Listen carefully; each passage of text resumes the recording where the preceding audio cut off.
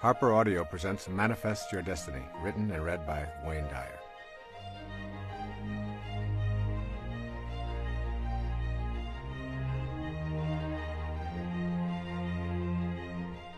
I would like to begin this program with two quotations from the New Testament, the book of John.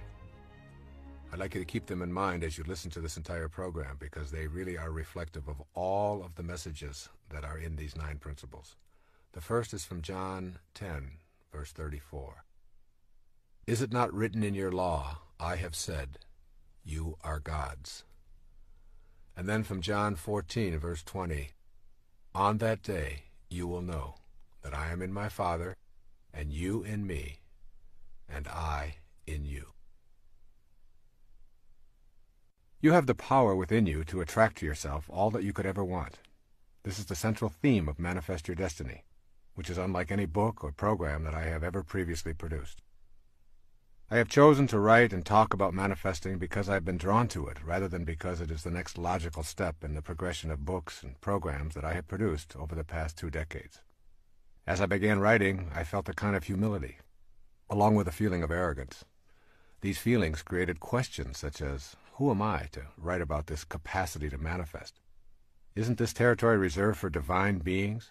What gives me the authority to tell others about an ability that is unique to the gods?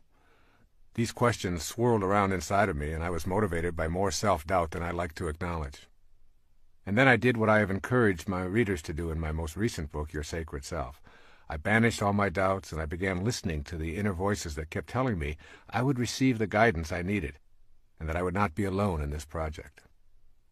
In other words, I surrendered and went deep within in my meditations and allowed myself to release all fear and doubt and simply to trust.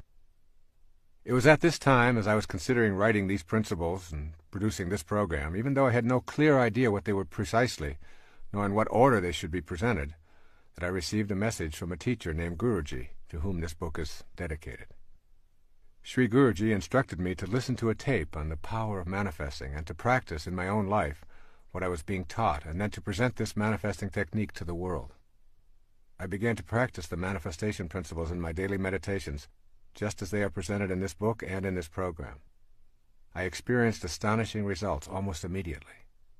A few months later, I produced a compact disc and a cassette tape titled Meditations for Manifesting, and thousands of people began to use these principles and practice the manifesting meditation techniques. The results have been mind-shattering. I've heard stories of manifesting job promotions, having a baby, which was supposedly an impossibility, selling a home that had been on the market for years without potential buyers, and other stories of prosperity and healing that border on being miracles. I know that these principles work. Their miraculous power is not based on a belief, it is a knowing. I know that we have a divine power that has gone untapped primarily because of our conditioning. I know that you can begin to manifest for yourself virtually anything that you're capable of conceiving if you practice these 9 principles studiously. Make an effort to listen to these principles and begin to apply them in your daily life without judging them based on what you have been conditioned to believe about yourself as a person who is, quote, only human, unquote, and therefore limited. What you desire is of central importance, though you may never before have even thought of desire and higher spiritual awareness as compatible concepts. Yet the process of creating begins first with a desire. Your desires, cultivated as seeds of potential on the path of spiritual awareness, can blossom in the form of the freedom to have these desires in peace and harmony with your world. Giving yourself permission to explore this path is allowing yourself the freedom to use your mind to create the precise material world that matches your inner world. That inner world is the catalyst for determining your physical world experiences. You will have to abandon the idea that you are powerless over the circumstances of your life. You will need to shift out of the group mentality that says you are incapable of manifesting. Examine the pressures and beliefs which reflect the thinking of your immediate family, your extended family, your community, your religious groupings, your ethnic grouping, your educational business groupings, or any of a multitude of specialized units of people. Determine the areas of your life that are jammed up with the teachings of those mindsets, causing your personal evolution to be slowed down because what you truly desire or believe is not getting any energy from your unique individuality. As you unplug your circuits from those external forces, you will see the speed of your evolvement increase drastically. If you hear a voice behind your eyeballs that says, "Move forward," You no longer wait for everyone else to make a move forward before you take your first step. When you cultivate the inner conviction to manifest from the world of the unseen into the material world, you understand that there is a universal God force that is in all things in the universe. There's not a separate God for each individual, each plant, each animal, each mineral. They are all one. The same God force that is within you and causes you to think and breathe is simultaneously in everyone and everything else as well. There is no place that it is not.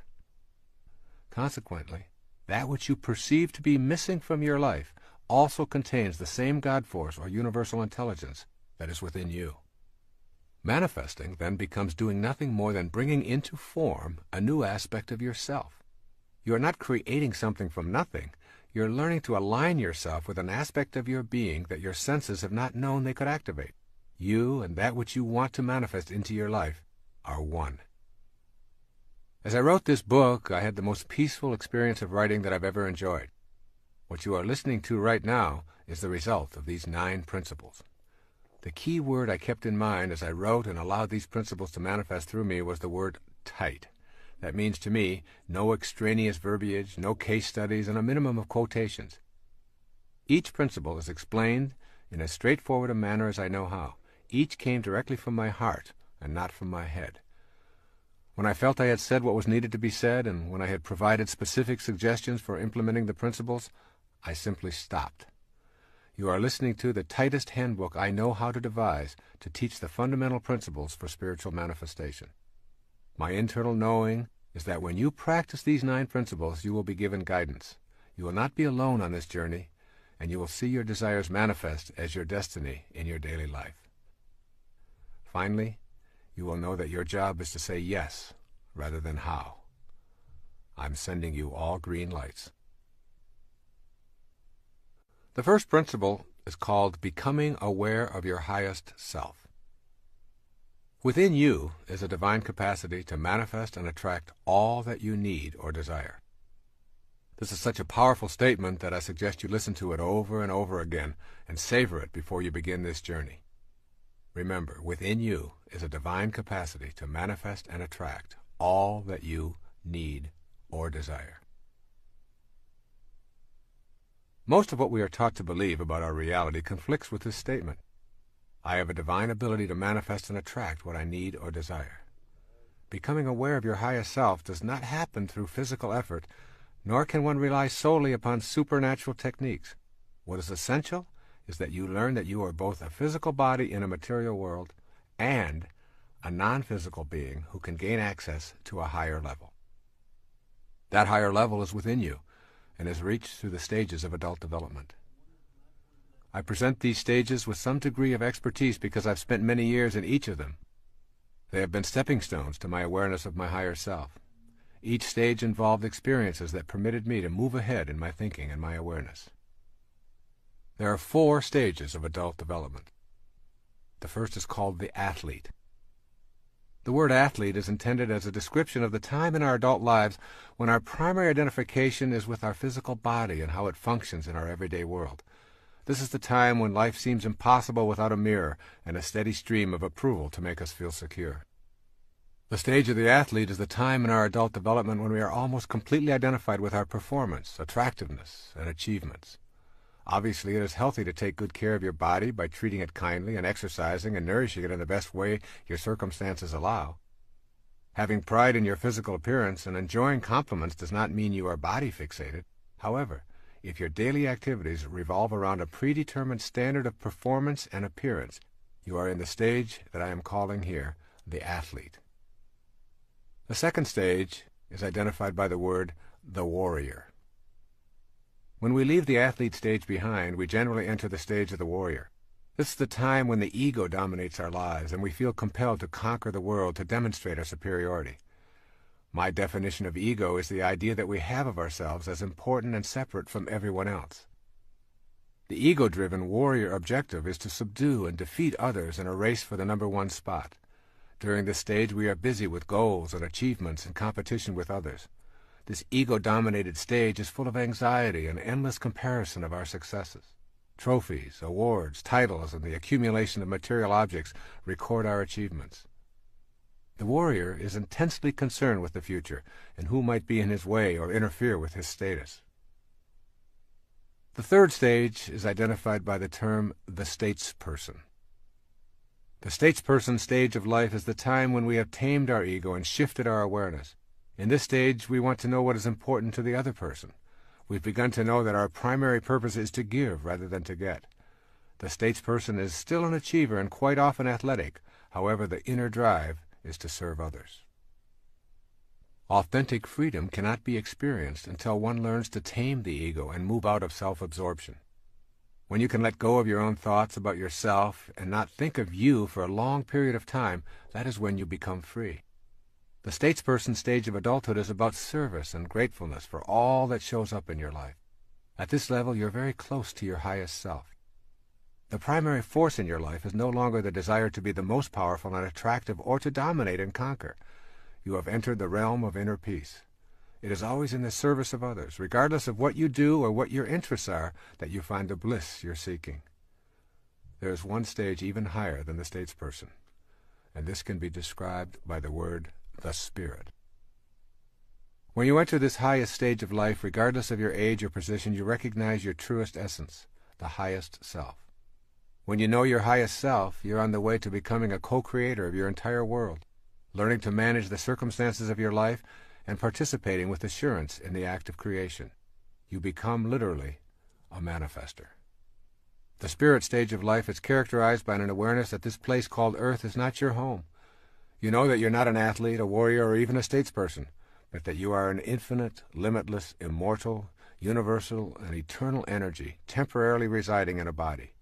You know that nothing dies, and that everything is an energy that is constantly changing. This inner infinite energy is not just in you, it is in all things and all people who are alive now and have ever lived. You begin to know this intimately. When you reach this level, you're in the space I think of as being in this world, but not of this world. Most people think of the spiritual world as a future occurrence that they will know after death. Most of us have been taught that the highest self is something that you cannot know as long as you're trapped in a body. However, the spirit is now.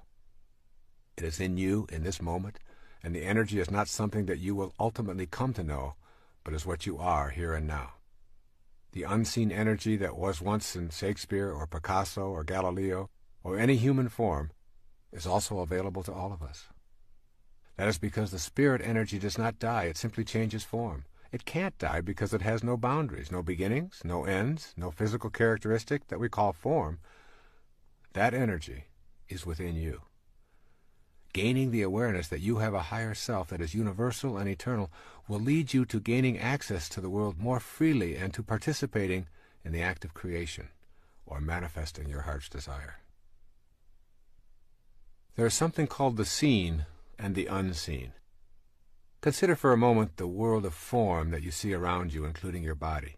Who is that invisible I inside all of the tubes and bones and arteries and skin that are your physical form? To know yourself authentically, you must understand that everything that you notice around you was and is caused by something in the world of the unseen. That something is the world of the spirit. When you look at a giant oak tree, ask yourself what caused that tree to become what it is. It started from a tiny acorn. Your logical, rational mind says that there must be something resembling treeness within that acorn. But when you open the acorn, you find nothing resembling a tree. All you find is a mass of brown stuff. If you further examine the brown stuff, you will discover distinctly acornish molecules, then atoms and electrons, then subatomic particles, until finally you find that there are no particles, only waves of energy that mysteriously come and go. Your conclusion will be that the acorn and the tree itself have a creator that is unseen, immeasurable, and called by those of us who need to classify such things the spirit or soul. This unseen world that is the source of the world of the seen is also the cause of you. In the beginning is energy, energy that has no dimensions, energy that is not in the visible world. This is our original self. It is potentiality, not an object, a future pull, if you will. It is this world of the unseen that I would like you to consider as you listen to these words. Look around you now at the world of form. Then look within and realize that the world began in the unseen dimension. Then make the big leap to the awareness that you are both of these worlds simultaneously. You are not separate from the world of the unseen, any more than you could be separate from the world of the seen. You are a combination of both at all moments of your life. The problem that faces most of us in becoming manifestors and learning to manage the circumstances of our lives is that we have forfeited our ability to oscillate between the world of form and that unseen world. Have you been taught that the Creator is something outside yourself? If so, your inner world, the world of the unseen, is full of notions that prohibit you from participating in the creative process. When you overcome these notions, your unseen self will be your ticket to creation in your life. What you want to practice here really is transcending your conditioning. Whether you like it or not, all of us have been conditioned to think and act in ways that have become automatic. We need to figure out how to get past this conditioning if we want to gain access to our highest self. You can be sure the ego will not take well to this kind of an effort. Asking the ego to help diminish its own significance so that you might have access to your higher self is akin to attempting to stand on your own shoulders. Ego is as unable to move aside in deference to spirit as is your eye able to see itself, or the tip of your tongue able to touch the tip of your tongue. Your task thus becomes a quagmire of paradoxes. If you rely upon your ego to get past the influences of the ego, it will only strengthen its hold on you. You must figure out how to emancipate consciousness from the limitations of your mind and your body. In the ego state, you generally experience yourself as a separate entity. To move past this conditioning, you want to begin to see yourself as humanity rather than as a separate form in a body. Very simply put, if you feel that you are disconnected from the rest of humanity and truly a separate entity needing to prove yourself and compete with others, you will be unable to manifest your heart's desire. If you are able to see yourself as a part of what you desire, you will have transcended the conditioning of your ego and of all the other egos who have contributed to this process in your life. Here are a few of the conditioned thoughts that keep your ego in charge of your life and prevent you from materializing what you desire and what desires you. The first is called, I am not in charge of my life. That force is outside me. You can change this perception. Turn your attention away from the ego-dominated thoughts about the circumstances of your life to the present moment.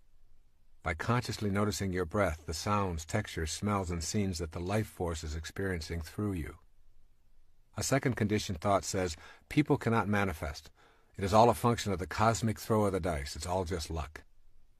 Well, blaming luck or some external invisible force that controls the universe is a habit of conditioning that leads to disempowerment and ultimately to defeat. You are the universe. It is not something outside you. You are that force which is in everything, even the things that have previously failed to show up in your life. Remember, as you think, so shall you be. If you think you can't, you're right, and that is precisely what you will see showing up in your life. A third conditioned response, or thought. I have tried before and it's never worked for me. Here the conditioned response is believing that once having tried and failed, further efforts will yield the same results. Let go of your obsession with the past and with trying, and instead remain relaxed and casual in the moment. Your past is an illusion. It is the trail that is left behind you, and a trail behind you cannot drive you today, regardless of what you choose to believe. All you have is now, and you have never tried anything. A fourth conditioned thought. Only highly evolved beings can manifest. Here again, this is the ego saying that you are separate and distinct from your spiritual teachers and others who live at the highest levels. Relinquish those thoughts and replace them with seeing yourself as connected to everyone by that unseen life force that is your divine essence. The first spiritual principle directs you to overcome your conditioning. It requires you to adopt a new attitude about yourself, and then to put this attitude into daily practice.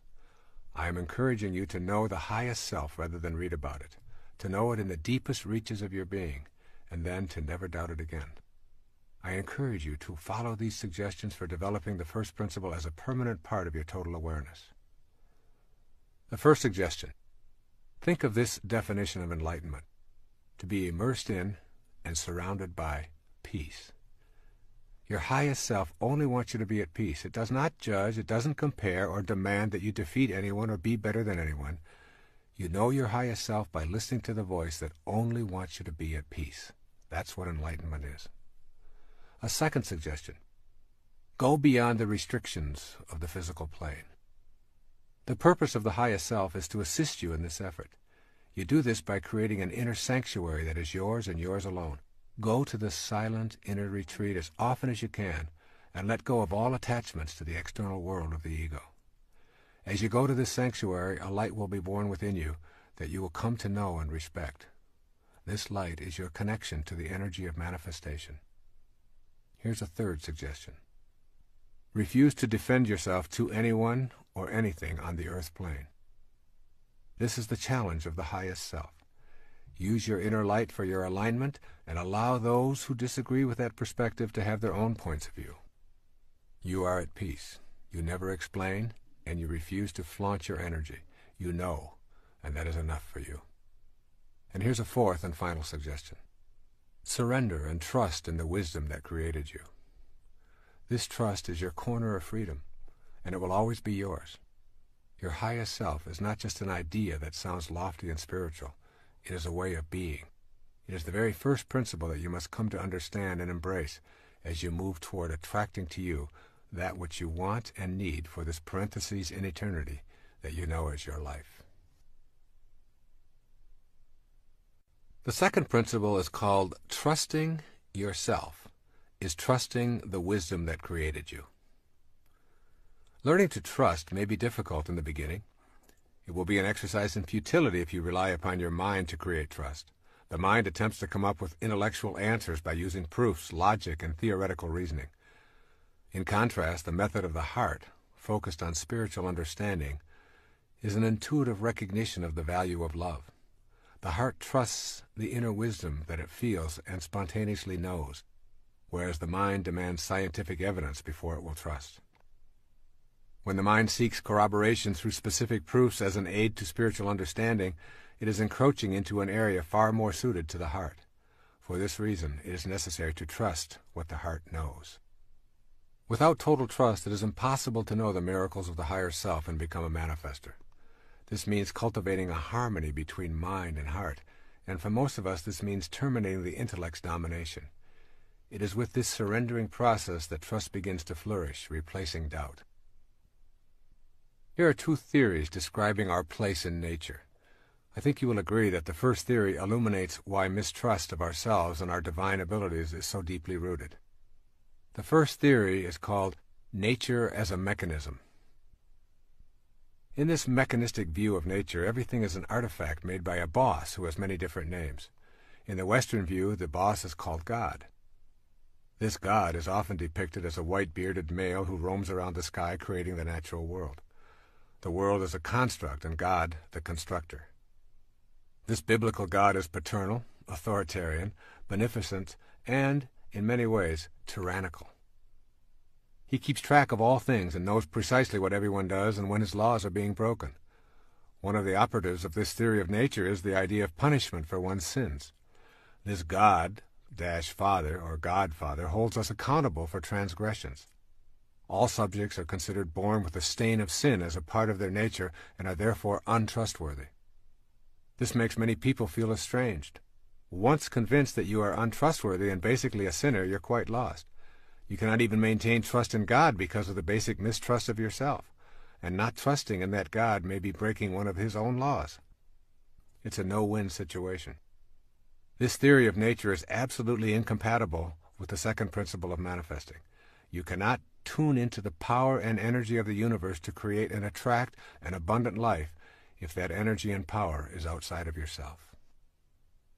There's a second theory of nature that I call nature as spontaneous and non-judging. In this spontaneous view, God is universal intelligence flowing through everything. Nature is an unforced unfolding of life forms, and there is no boss. Rather than learning to manage and control the natural world, the impulse is to trust it. Human beings are an aspect of this God and are, therefore, carriers of divinity. Generally, in this theory, human beings are considered the highest level of life form. Trusting this most evolved natural human includes trusting the paradox of behavior described as good and bad, selfish and unselfish, or greedy and generous, in the same manner as we respect other life forms by trusting their processes. This second principle directs us to develop an inner knowing so that the natural process of what desires us is what we desire. Think of yourself as a consciousness being played out by God, just as a wave is a part of the ocean that is being played out by the ocean itself. The unseen divine energy is the ocean that your waveform is a part of. You can call it God, ocean, or anything else. This is a profoundly exquisite realization because with it you bring to your consciousness the inner awareness that you are actually in all things. This leads to miraculous manifestations. You begin to consider what it means to be in all things at one time. Authentic trust is only available through the knowing heart. When you enter this trusting space, everything will come to you that belongs to you because you've created the inner capacity to receive it.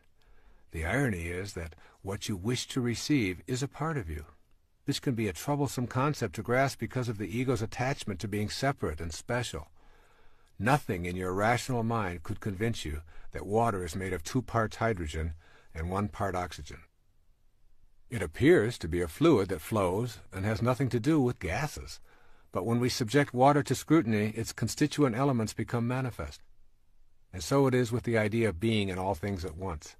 If you truly trust in this notion, you realize that everything that you perceive as missing in your life is a part of the same energy that you are.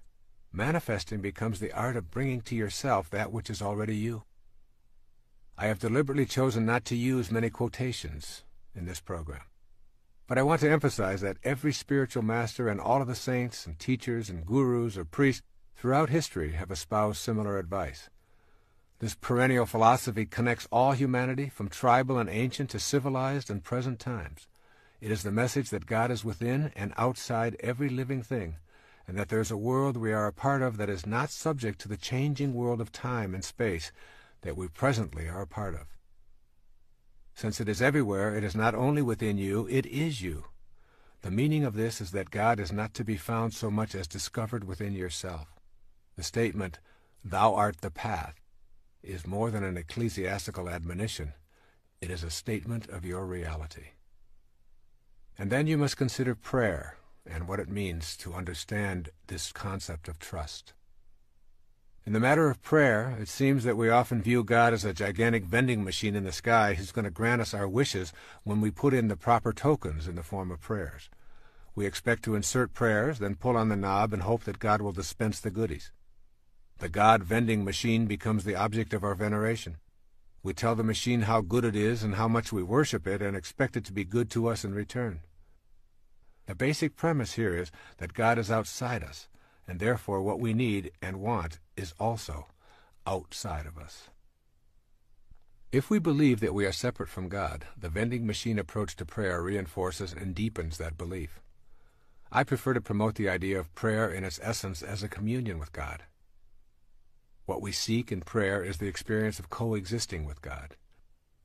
Prayer is our communication of readiness for the desires of this sacred energy to manifest through our human form. Therefore, the true experience of God does not change or alter God, but it changes us. It heals our sense of separation. If we are not changed by prayer, we have denied ourselves the opportunity to know the wisdom that created us. The search for happiness outside ourselves rekindles the idea that we are not whole and relegates prayer to the status of a plea to a boss God. We are then asking for favors rather than seeking a manifestation of our invisible, inspired self. Prayer at the spiritual level I'm talking about is not asking for something any more than the attempt to become a manifestor is asking for something to show up in your life. What I call authentic prayer is inviting divine desire to express itself through myself. It expresses my experience of oneness with the divine energy. This may sound like a radical or even blasphemous notion, but is the source of all spiritual traditions. Here's a few examples. In Christianity, they say the kingdom of heaven is within you. In Islam, they say those who know themselves know their God. In Buddhism, they say, look within. You are the Buddha. In Vedanta, they say Atman, or individual consciousness, and Brahman, universal consciousness, are one. Yoga says God dwells within you as you. Confucianism, heaven, earth, and human are of one body. And in the Upanishads, the ancient texts of the Hindus, by understanding the self, all this universe is known. Overcoming your conditioning in this area is crucially important. Replace thoughts about your experiences with the experience of prayer. For instance, praying in this sense can be a sentence such as, "Sacredness, guide me now," or "Sacred love, flow through me now," silently reciting instead of thinking thoughts. Prayer in this form is tilling and clearing the inner self of ego chatter so that what you desire and what desires you can grow. My own personal practice of prayer is participating in a communion with God, wherein I see God within me and ask for the strength and the inner awareness to handle whatever confronts me. I keep reminding myself that heaven on earth is a choice I must make, not a place I must find. Trust, then, is the cornerstone of my praying, and with it comes the peace that is the essence of manifesting. And this idea of peace really becomes the result of this trust. You may recall that earlier I defined enlightenment as being immersed in and surrounded by peace. The more you trust in the wisdom that creates all, the more you will be trusting in yourself. The result of trusting is that an enormous sense of peace becomes available to you. As this awareness grows, you will discover that you are a more peaceful person, and consequently, that enlightenment becomes the way of your life. Being independent of the good opinion of others and being detached from the need to be right are two powerful indicators that your life is shifting toward a consciousness of trust in yourself and trust in God. Yet there are many people in our lives who disturb our state of peacefulness. The people whom we agree with and share similar interests with us are easy to accept and actually teach us very little. But those who can push our buttons and send us into a rage at the slightest provocation are our real teachers, disguised as manipulative, inconsiderate, frustrating, non-understanding beings. The peace that is enlightenment means that you are not only at peace with those who share your interests and agree with you, and with strangers who come and go, but also with those master teachers who remind you that you still have some work to do on yourself. Peace occurs when your highest self is dominant in your life. When you begin to feel peace as the result of trust, you are enjoying a healthy soul.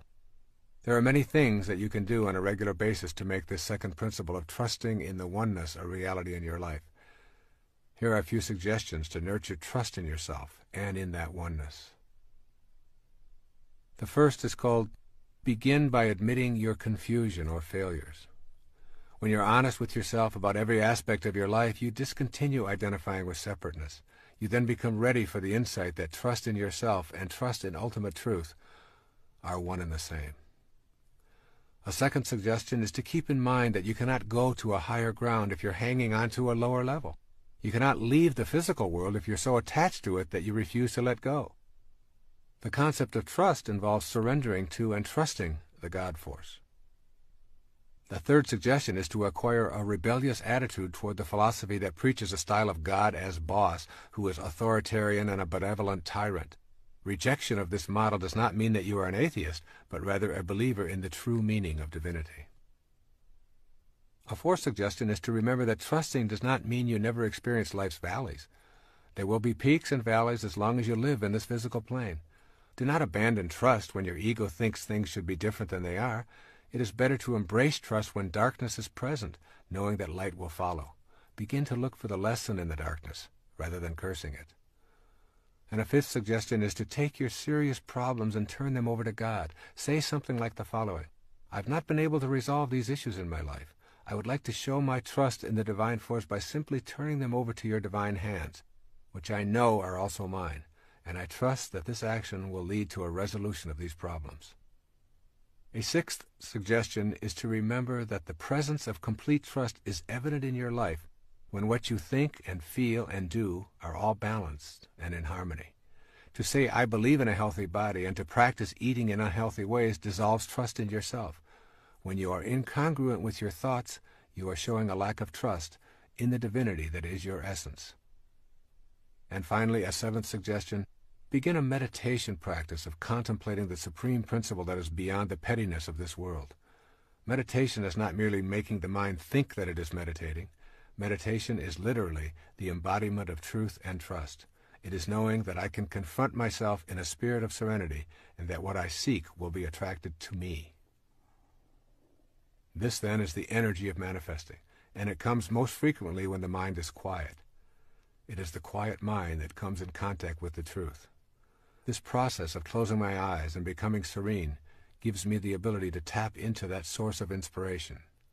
Inspiration, the very word comes from in spirit. This second principle of manifesting leads us to a higher place within ourself.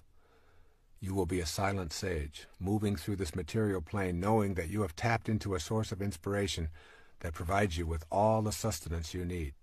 Indeed, you will begin to see how this earth plane is really a very big part of you, more so than you might ever have imagined. And this then becomes the subject for the third principle of manifesting. This third principle of manifesting is called, you are not an organism in an environment. You are an environed organism.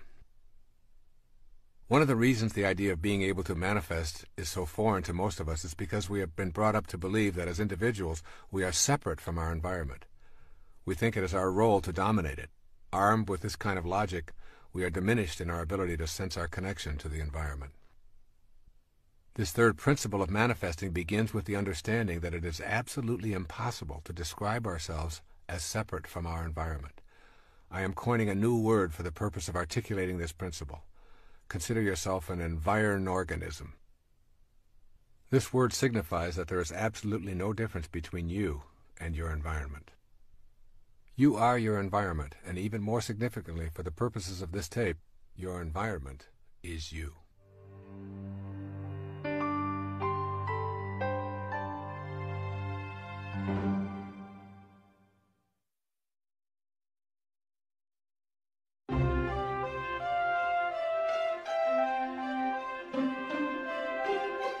Think about your own nature as an environed organism.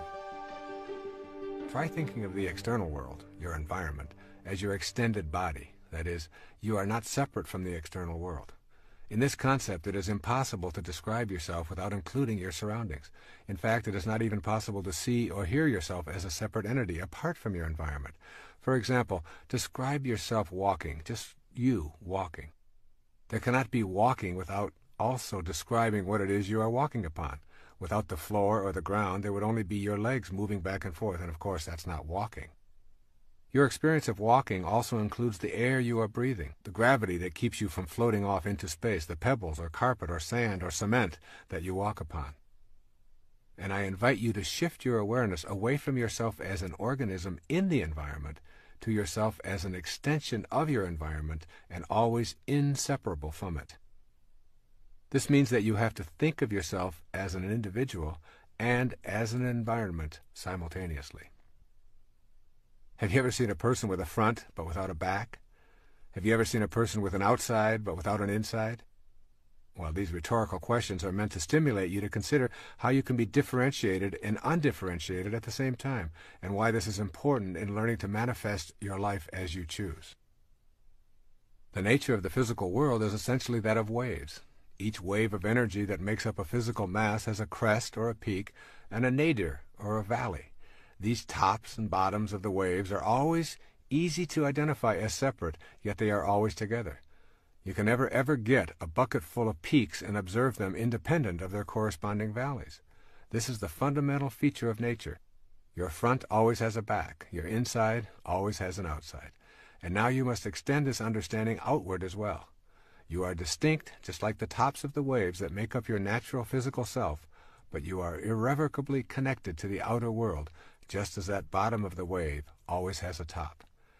When you begin to see this simple truth, mystical experiences of manifesting also open up to you as a genuine possibility.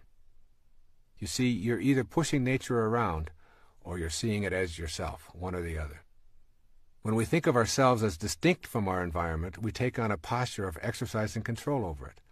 We destroy forests and swamps and mountains and rivers and wildlife or anything else that obstructs profit and convenience, or for something we call advancing civilization. We defend these activities without understanding that we are also destroying ourselves. As we have seen, we cannot be described independent of our environment any more than our outside can be described without our inside. When we can respect that which appears to be external to us, we will build to live in harmony with, rather than in control over, our environment. In our personal lives, recognizing nature as ourselves opens up an entirely new world of manifestation. Your new faith will no longer permit you to see anything as separate. The separateness will always be there, just as the peak of the wave is separate from the trough. But they remain inseparable, even while separate. You will have fused the dichotomy that prevents you from putting this connective energy to work. You will begin to view yourself as an organic part of this world, rather than as a separate entity in this world. And then you'll see yourself as an organic part of this world. There's a popular belief that we come into this world. Thus we are continuously embracing the idea that who we are and where we come from are two different worlds. The essence of the third spiritual principle for manifesting your destiny is that there is no separation, and rather than coming into this world as a construction project, you actually grow out of it. You are a result of what the universe is doing on a conscious level, just as a wave is what the ocean is doing, and a plum is what the plum tree is doing. The intelligence that is you, unseen as it may be, is you in every stage of your creation and life experience, and it is also the same in every other person, as well as in all things in our physical world. Notice that everyone breathes the same air, walks on the same ground, and thinks as an organism just like you. You are indeed connected to all of these beings. It is not an accident that someone living in a distant country with different outward physical characteristics and a separate language could die and donate their liver or kidney or cornea to you, and it would accommodate the life force flowing in you. A profoundly important Native American saying is, "No tree has branches so foolish as to fight among themselves." Imagine the result of such behavior by the tree. The tree and all of its parts would die from such an absurdity. Yet that is precisely what we do when we see ourselves as divided from all of the other people who are being peopled from the same divine intelligence. When you know that you grow out of this world just as an apple does from an apple tree, then you identify with the spiritual essence. It is in identification with this inner essence that you make your connection to everything else. And it is with this connection that you begin to attract your desires to your physical world. I want you to gain a clear sense of how you are actually growing out of this world. You are not a momentary flash of embodied consciousness between two eternal blacknesses.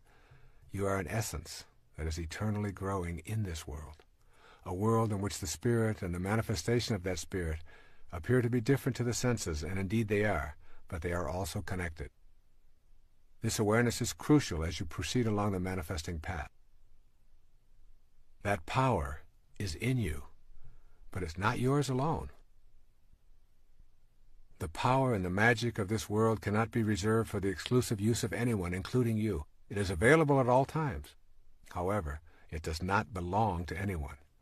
What you are doing as an environed organism is making contact with an energy that is beyond the dualism of the earth plane, and yet is connected to it at the same time, separate but distinct. You are a holistic being with both non-dualistic energy and the energy of the physical plane at your disposal. As a holistic being, you shatter the illusion of your separateness and reveal your connection to everything. This empowers you in a way that the ego-driven self could never contemplate.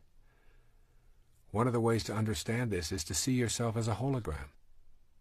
A hologram is a three-dimensional photographic image obtained with laser beams.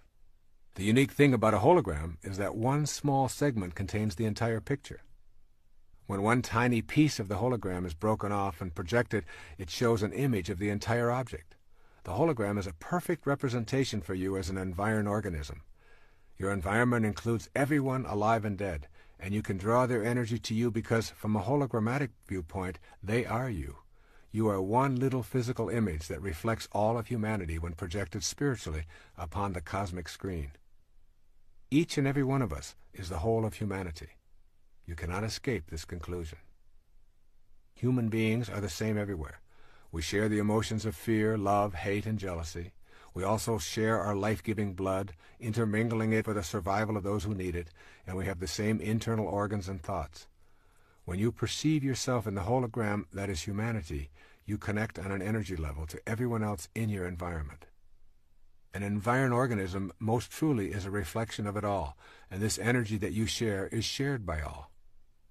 This awareness gives you the option to tap into this universal energy anywhere, at any time, by metaphorically projecting yourself to reflect the whole. When you can do this without doubt or reservation, you can literally see how your inner thoughts and desires are not only within you, but are within the whole of humanity, which is abundantly boundless. As an environed organism, you are a single individual who is only a part of the picture at the same time that you contain the whole panorama. Moreover, the content of your consciousness is also hologrammatic in nature. Consciousness is the mental condition of being aware. The power of your thoughts in this hologrammatic view can be projected in such a way as to connect to all of humanity. Your thoughts are literally connected to the thoughts of everyone else, as are your emotions, your desires, your total inner world. You can learn to use this connection to nurture your own divinity, and therefore, by definition, the divinity of all of humanity. The nature of a hologram and the nature of you as an environed organism are one and the same. The Bhagavad Gita, the holy book of the Hindus, summarizes the point of view as profoundly as I've ever heard. Listen to these words. He who sees that the Lord of all is ever the same in all that is, immortal in the field of mortality, he sees the truth. And when a man sees that the God in himself is the same God in all that is, he hurts not himself by hurting others. Then he goes, indeed, to the highest path. The key phrase in this profound passage is, in all that is. This includes you and me and everything that is. It is you. You are not separate from it. Here are a few suggestions for beginning to implement this principle, this third principle of manifesting, which says that you are not separate from your environment. First, make a conscious effort to check yourself when you begin to think in ways that reflect separateness. Imagine yourself as a part of all that you see, and make an internal attempt to project the energy of your thoughts into all that is alive on the planet. This inner practice will help you to embrace the concept of you as an environed organism rather than an organism in an environment. Secondly, contemplate the energy that is your life force. Forget about your body and your thoughts and focus attention on your energy, which is also known as chi or prana. See if you can sense it objectively, and also try to do the same thing with the energy of someone close to you. Watch that person and forget about their body. Center your attention on the idea that you share the same energy, and so you are the same person at that energy level. Thirdly, trust in the wisdom of your feelings. If you feel it, it is true for you. When you trust your feelings, you trust the energy that is the life force of the universe. And fourth, practice being gentle, respectful, and loving toward the life force in all things. In other words, behave as if the God in all life really mattered. The energy of love is sent out into the universe and connects with the same loving essence that is in all things. Fifth, determine that you will spend some time each day alone and in silence meditating on this principle. Repeat the principle over and over as a silent mantra. I am not an organism in an environment. I am an environed organism. By repeating these words to yourself, you will eventually begin to project this reality outward. And sixth, make the spaces of your life as sacred as possible. In your living space, bless all that surrounds you, and fill your space with the life that plants, flowers, and animals bring. Spend time contemplating your living space as a holy place. The more you bring your environment alive with sacred thoughts and feelings, the more you will feel spiritually connected. The Sufi poet Rumi, almost a millennium ago, wrote a poem that reflects this consciousness. I'd like to share it here with you. It's called The Seed Market. He says, "Can you find another market like this, where with one rose you can buy hundreds of rose gardens? Where for one seed you get a whole wilderness? For one weak breath, the divine wind? You've been fearful of being absorbed in the ground or drawn up by the air. Now your water bead lets go and drops into the ocean where it came from. It no longer has the form it had, but it's still water. The essence is the same. This giving up is not a repenting, it's a deep honoring of yourself. When the ocean comes to you as a lover, marry at once, quickly for God's sake. Don't postpone it. Existence has no better gift. No amount of searching will find this. A perfect falcon, for no reason, has landed on your shoulder and become yours.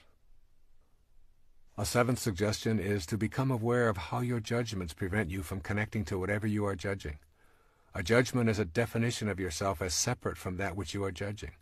Remember that it is possible to look out on the world and not condemn it, to have absolutely no judgment or interpretation of it, but to just allow it to be. And an eighth suggestion: have fun with the idea of yourself as a hologram.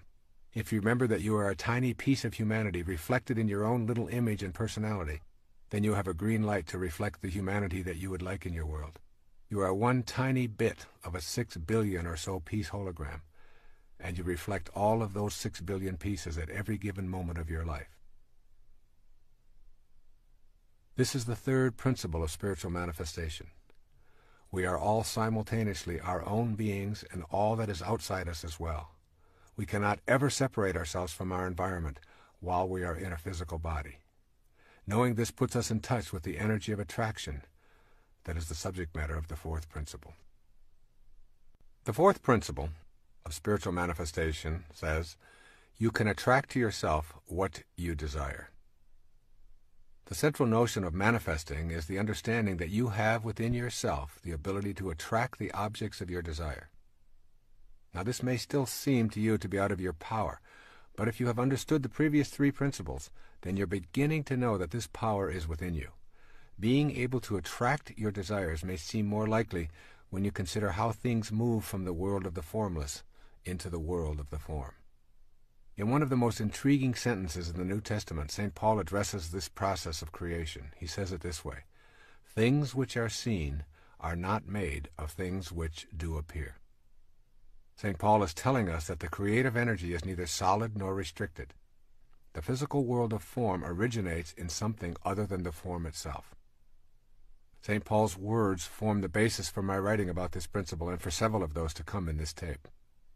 I believe they suggest how energy informs our ability to attract what we desire. St. Paul is giving us a clue about bringing our desires into the world of matter. Energy then becomes a force that we can tap into. In a film about his boyhood, Albert Einstein describes picking up a compass and watching it in fascination as the needle moved when he changed direction. He said that he became obsessed with understanding the invisible force that moved the compass needle. Where was the force located? Who controlled it? Why did it always work? Like magnetism, there is a force that has many characteristics that are quite impossible to detect with our physical senses. We call this force energy.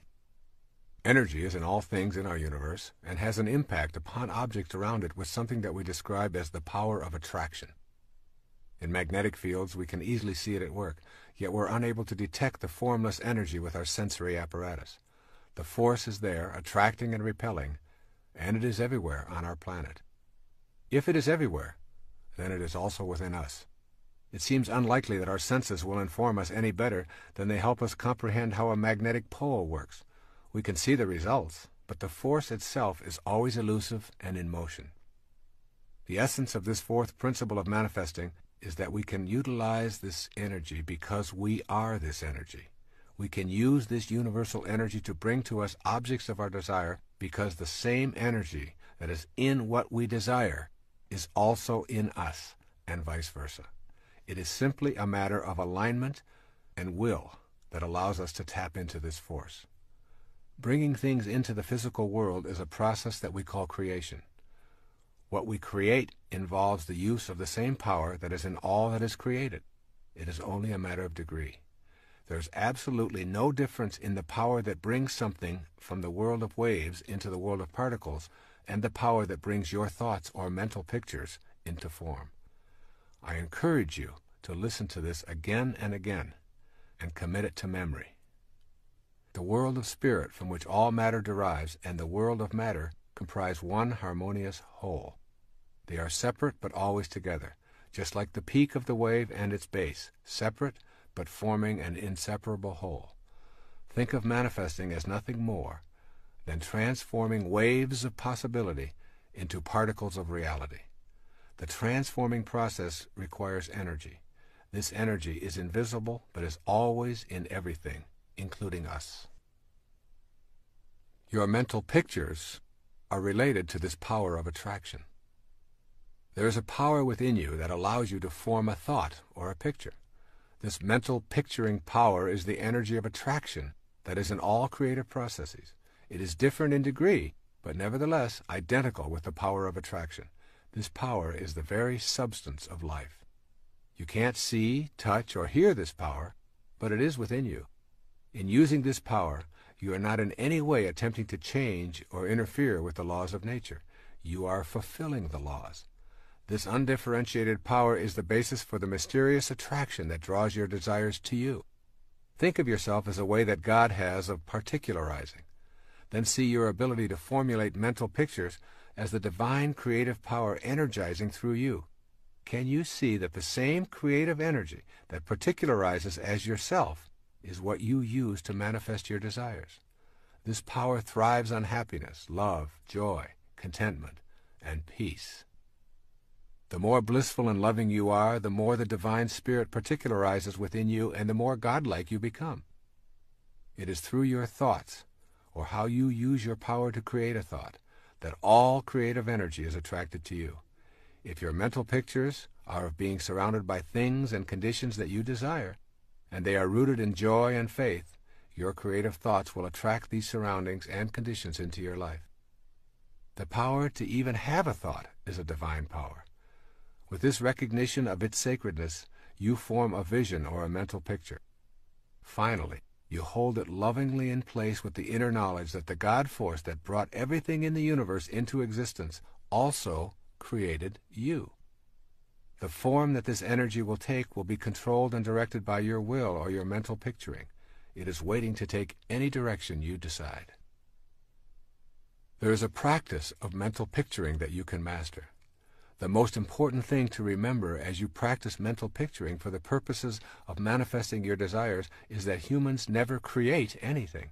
Our function is not to create, but to attract, combine, and distribute what already exists. Creations are really new combinations of already existing materials. There is one indispensable condition for the manifestation of your mental picture into the visible and concrete world: the necessity of picturing the fulfillment of your desire as if it is already accomplished on the spiritual plane. That's right. You must know within yourself that on the invisible level of your being, what you desire is already in place. You impress upon the universal mind the object of your desire, and you calmly and knowingly proceed to act upon that picture, allowing the greater intelligence and your own, which is a part of that greater intelligence, to work through you to produce the results. You abandon all fear and return to the affairs of your life, assured that the necessary conditions will soon come into view or are already there. The key is to repeat the mental pictures until the truth of what you are affirming resonates within you without an ounce of doubt. And there will be times when it appears that it isn't working. If your picture doesn't manifest in the time span that you've designated, relax and retreat to your knowing that it is already in place in the spiritual realm. Time is simply not a recognizing feature of the all-creating wisdom. However, you will find it impossible to manifest if you are visualizing without an authentic will that is sufficiently steady to overcome any contrary idea or lack of faith in your own divine connection to God. And here we must talk about the value of secrecy. When we speak to others about our efforts to manifest, our power is weakened. In general, when we describe these activities, it is because the ego has entered the picture. This kind of approach considerably dissipates our power of attraction. Maintain privacy concerning your own unique powers to attract to you what you desire. In order to tap into the extraordinary energy and use it in the co-creation process, it must remain yours and yours alone. The moment you discuss it with anyone who is alive today is the moment it diminishes. The higher energy, which is infinite, must create its own vehicle for manifesting, and it does so in the privacy of those vehicles. We are talking here about a vital force, a God force. Let's look at the nature of this vital force. It's difficult to comprehend a force that we cannot see, or touch, or hear, or smell, and still Know that it exists. It is similar to electricity. You plug in your appliance and you cannot see, touch, smell, or hear anything happening, but your electric hairdryer responds when you press the on switch. This is a good way to think of the vital force that is the all-creating God force as well. It is invisible, electrical in nature, always flowing, and always attracted to that which plugs into its source. A second characteristic of the life force energy is that it is always expanding, and it is unlimited in supply. The nature of the universe is abundance. It goes on beyond our concepts of beginnings and endings and boundaries. When we think we have it categorized and locked into a time-space boundary, it expands beyond our awareness, almost as if it must move further away from observation. You are an aspect of that force, and therefore you, too, are flowing, ever-expanding, and unlimited. It is your nature to be able to attract, to expand, to be unlimited. This force is in you, and this force is outside you.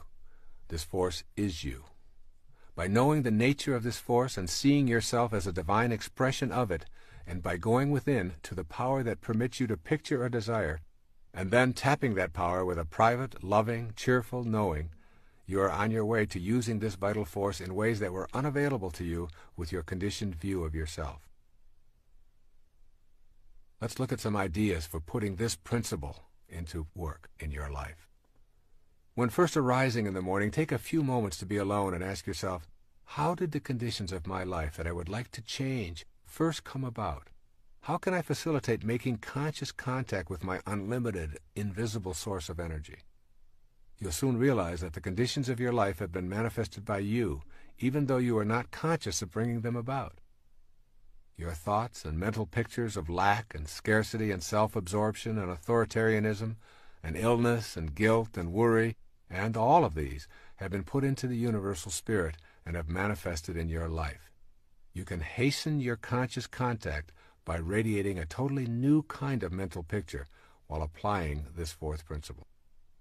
And then secondly, explore the possibility that the reason you believe that life is limiting is because you have assumed limitation to be in your life.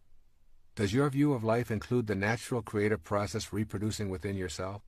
Stay in this place within, and you will know conscious contact with the divine, all-creating intelligence.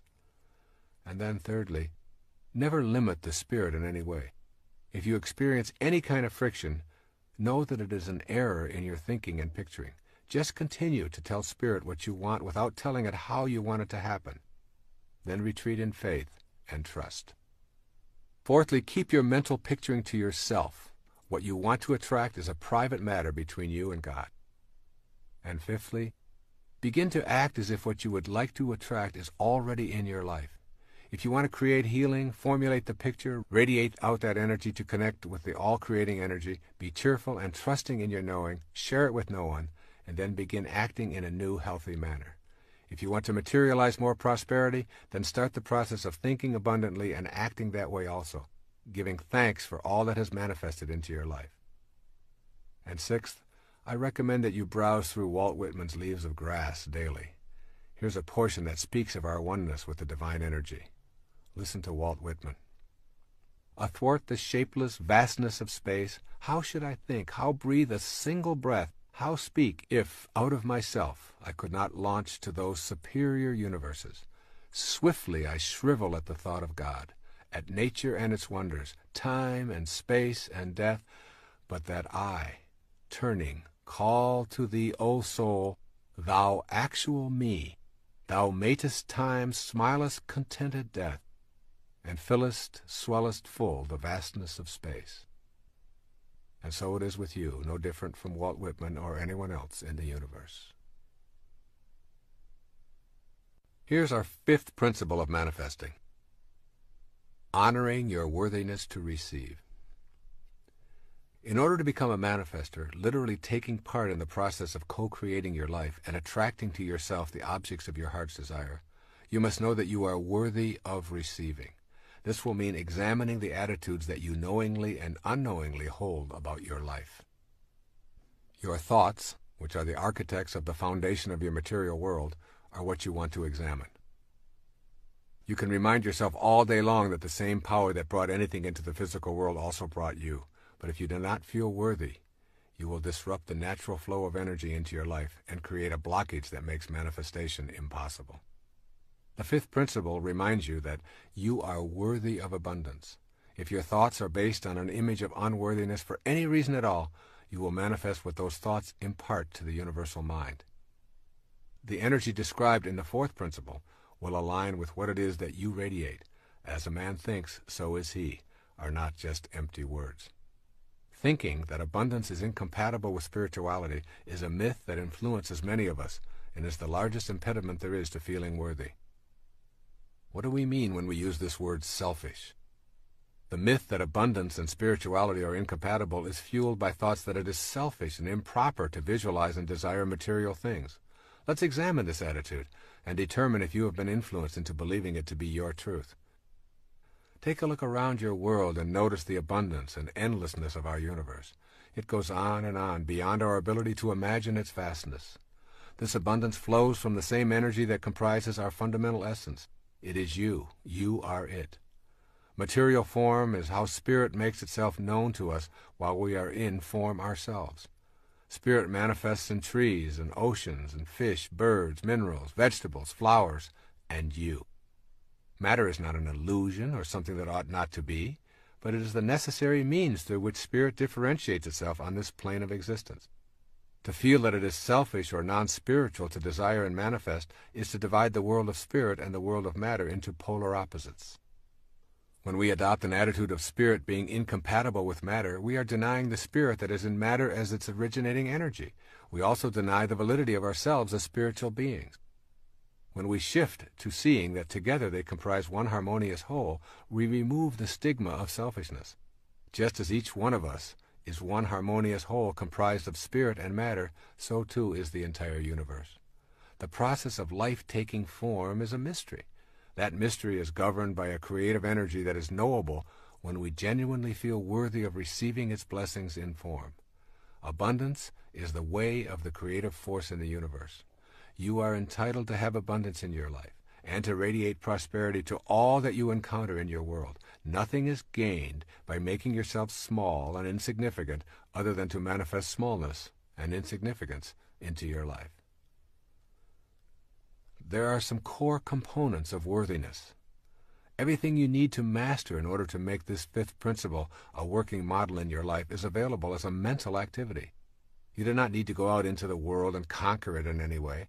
It is simply a matter of changing your mind about your basic worthiness to receive all of God's blessings, be they material or otherwise. Here are 5 major perceptions of beings who know they are worthy and deserving of all of God's blessings. The first says, "My self-esteem comes from myself." This person's statement of his or her inner perceptions might be something like the following: "As a child of God, my worthiness is a given. I am not divided into spirit and body. Rather, I am a part of the all-knowing creation called God itself." Too often the ideas of other egos are what constitute our impressions of ourselves. We listen to the admonitions of others who have low self-regard and who are attempting to exert influence and power over us. It is beyond the scope of most young children to resist these ideas. But as adults, we can look back at this hypothesis and free ourselves from its absurdity. You must know within that you are part of the light that lighteth every man. You are evidence of the existence of God, and in your own particularized individuality, you have God within you. Therefore, you must be able to say with conviction, "God is me, and I am God." It is this truth that will free you from your feelings of unworthiness to attract to yourself all that you desire. Your desires are the very tools that allow you to grow and experience the perfection of the universe. They take you beyond any limitations that you might have embraced and lead you to a higher spiritual awareness. Even the idea of achieving enlightenment and mastery is a desire, and one you must honor. A second statement of those who feel worthy: "I accept myself without complaint." A person with this self-perception thinks something like the following: "I am willing to face everything about myself without lapsing into self-contempt or repudiating my essential value as a piece of God." Self-acceptance is something that must be unconditionally known within ourselves. To accept oneself is not necessarily to accept every behavior. Rather, it is a refusal to engage in sabotaging acts of self-loathing. If you are in a state of self-rejection, you cannot feel worthy of the munificence of the universe. Your inner energy is centered on what is wrong with yourself and with complaining to yourself and anyone who will listen. Self-acceptance is nothing more than a shift in consciousness. It requires only a change of mind. If your hair is falling out, then you have the choice to mask it, worry about it, or accept it. Acceptance means that you honor your body and the divine intelligence that is at work. And when someone else implies that you have a problem because your hair is falling out, you don't even know how to relate to their observation. Acceptance removes the label of problem. This is not a faked attitude. It is merely removing the ego from your inner assessments, which are centered on the approval of others. With self-acceptance, you are able to honestly say, I am what I am, and I accept it. Once this attitude is firmly in place from a position of self-honesty, your worthiness to receive the gifts of the universe become aligned with that divine power. A third attitude of self-acceptance. I take full responsibility for my life and what it is and is not. To be willing to accept total responsibility for yourself puts you in a position of being worthy of receiving and attracting the objects of your desire. If someone else is responsible for your perceived shortcomings, and you are blaming them for these troubles, then you are also saying that in order to manifest your heart's desire, you need to have the permission of those others. This act of abdicating responsibility destroys your ability to empower yourself to higher levels of awareness. I come from the position that there are absolutely no accidents, and that everything that occurs in my life has a lesson attached to it, and that I brought it into my life. Thus, if I am having a negative thought, and at the same moment I bump my head on a cupboard door, I say, what was I thinking at that moment? And I take full responsibility for correcting those negative thoughts, and for the bump that reminded me to correct that kind of thinking. This little game serves me in the sense of taking full responsibility for my life, and eradicating the inclination to blame other people or circumstances. I trust in this inner knowledge. I rely on seemingly coincidental happenings, and I know that I am responsible for all of it. As this sense of responsibility has grown, I find it impossible to blame anyone for anything in my life. The willingness to be responsible without complaining puts you into the natural flow of all divine energy. With an attitude of self-responsibility, you will notice that the heavens are exceedingly cooperative. A fourth attitude of self-acceptance says, I do not choose to accept guilt into my life. This mindset creates thoughts such as, I will not use up the precious currency of my life, my present moments, immobilized with guilt over what happened in the past. This statement requires you to know the difference between A, genuine regret and learning from the past, and B, remaining in a state of reproach or guilt today. Learning from one's mistakes and taking corrective action are spiritually and psychologically sound practices. You did it, you didn't like the way you felt afterwards, so you decide not to repeat the behavior. That is not guilt. Guilt is when you continue to feel immobilized and depressed. Those feelings keep you from living effectively in the present. When you are filled with guilt, your energy is awash with anguish and self-reproach. You are so down on yourself that you are feeling unworthy of receiving blessings from the universe or anyone in it. Persistent feelings of guilt will prevent you from manifesting anything worthwhile because you are attracting the very same things that you are putting out to the universe. For example, if you are chronically overweight or addicted, your internal sentence of guilt sounds something like this: I'm really going to love myself when I finally am at a normal weight. Or I will truly value myself as a worthwhile human being when I am finally over this addiction once and for all. These internal sentences need to be shifted to, I love myself while I am overweight. I am not this weight in the first place, and I refuse to think of myself in self-degrading terms regardless of the condition of my body. I am love, and I extend this love to all of me. This same kind of inner programming must take place for addictions or anything else that you feel guilty about. By removing the inclination to wallow in self-reproach, we remove the idea that by suffering in the present moment, we will redeem ourselves and can pay for our sins with guilt. Life doesn't work this way. The solution is in loving yourself and in trusting in God that your shortcomings are nothing more than lessons leading you to a new spiritual level. And finally, a fifth assessment of those who have self-acceptance. I understand the importance of having harmony between my thoughts, my feelings, and my behavior. To the extent that you remain incongruent in any of these three areas of thinking, feeling, or behaving, you will impede the process of heightened awareness and the ability to manifest your heart's desire. This is the last of the 5 points that contribute to your feelings of worthiness about receiving God's munificence into your life. It is also the most significant because it defines your level of integrity. To have thoughts about how you would like to conduct your life, to posit these thoughts as your essential way of being, and then to feel guilty, fearful, anxious, or anything else as a result of not living up to these inner positions, results in addictive, manipulative, and self-defeating behavior. To be congruent, you must be honest about your own thoughts. If you are honest with yourself, you will find that your emotional reactions will be consistent with your inner world. You will feel peaceful and content, and this will be apparent in your behavior. This is true for virtually everything about your life. Your thoughts about health, relationships, prosperity, God, work, recreation, whatever. If these thoughts are rooted in love, and you honestly know that you are here to express love, kindness, and forgiveness toward yourself, toward your work and co-workers, toward the money you receive, toward your spiritual beliefs, then you will be in harmony, and you will welcome the blessings that result from your personal conduct in these matters. However, if you embrace these thoughts yet fail to act on them in the daily working of your life, you will feel incongruent, and consequently, you will not feel that you are deserving of desires being fulfilled, being eaten up inside in your own private corner of awareness that is not available to anyone else other than God. You will behave in self-defeating ways that verify your lack of inner congruity.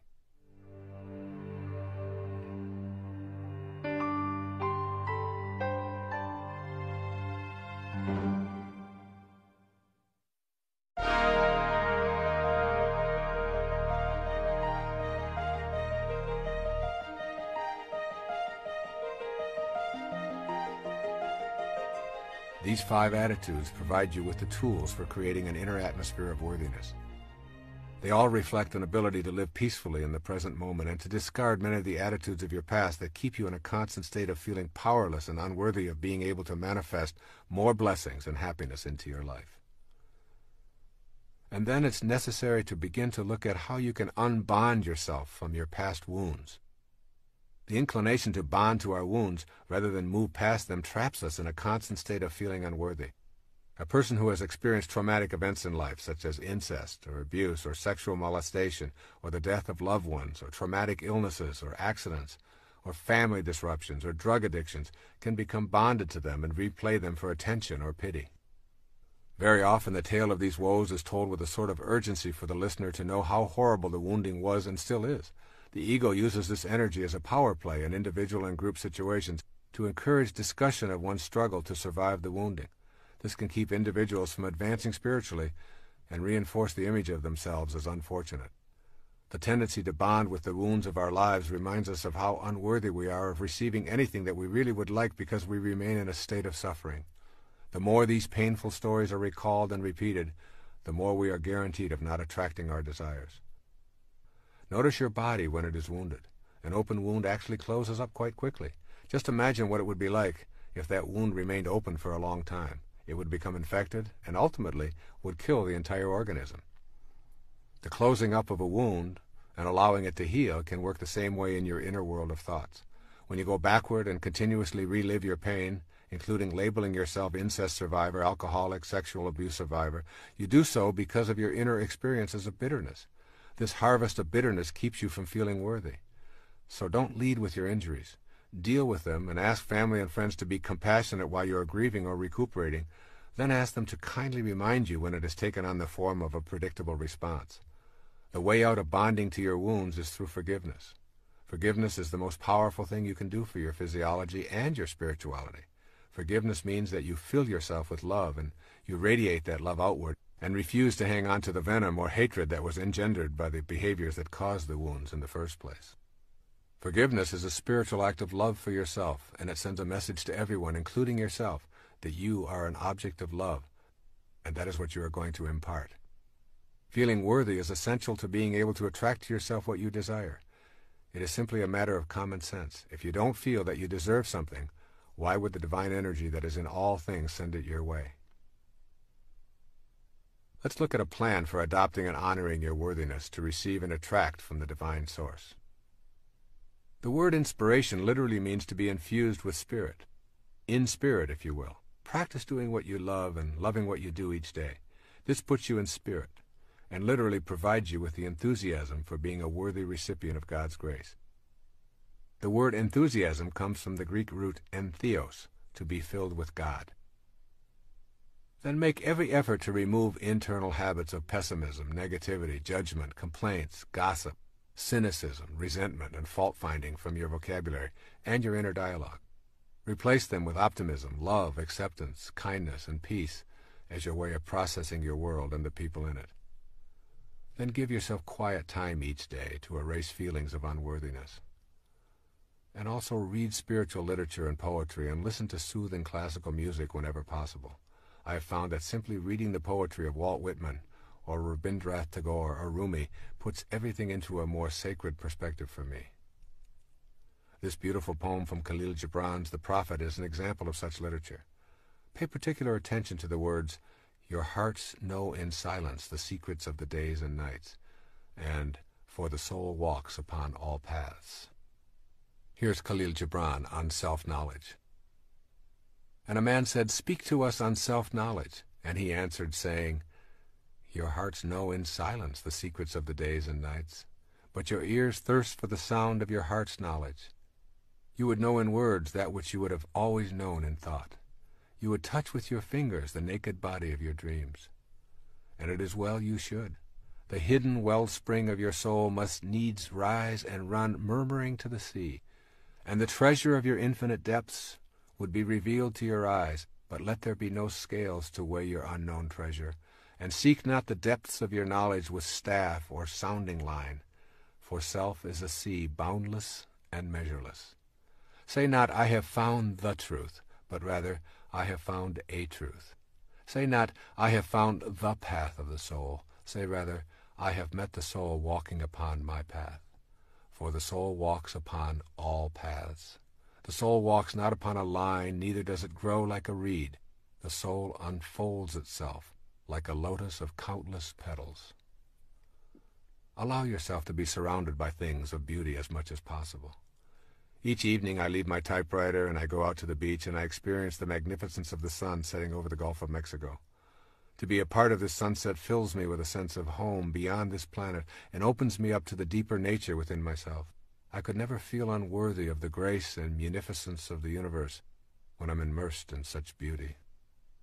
Virtually any experience of beauty has a tendency to remove doubt about your own divinity and connection to the ultimate truth that is in everything and everyone. And then practice kindness toward yourself and others as frequently as possible. Give up your need to be right and to win in favor of being kind, and you will soon know the bliss of inner peace. Remember, your highest self only wants peace. When you are practicing kindness, peace shows up right on schedule. When you are at peace with yourself and your world, you know that you are a worthy recipient of all that comes your way. Make it your own special mission to be kind to others each day at least once, and to extend the same privilege to yourself as much as possible.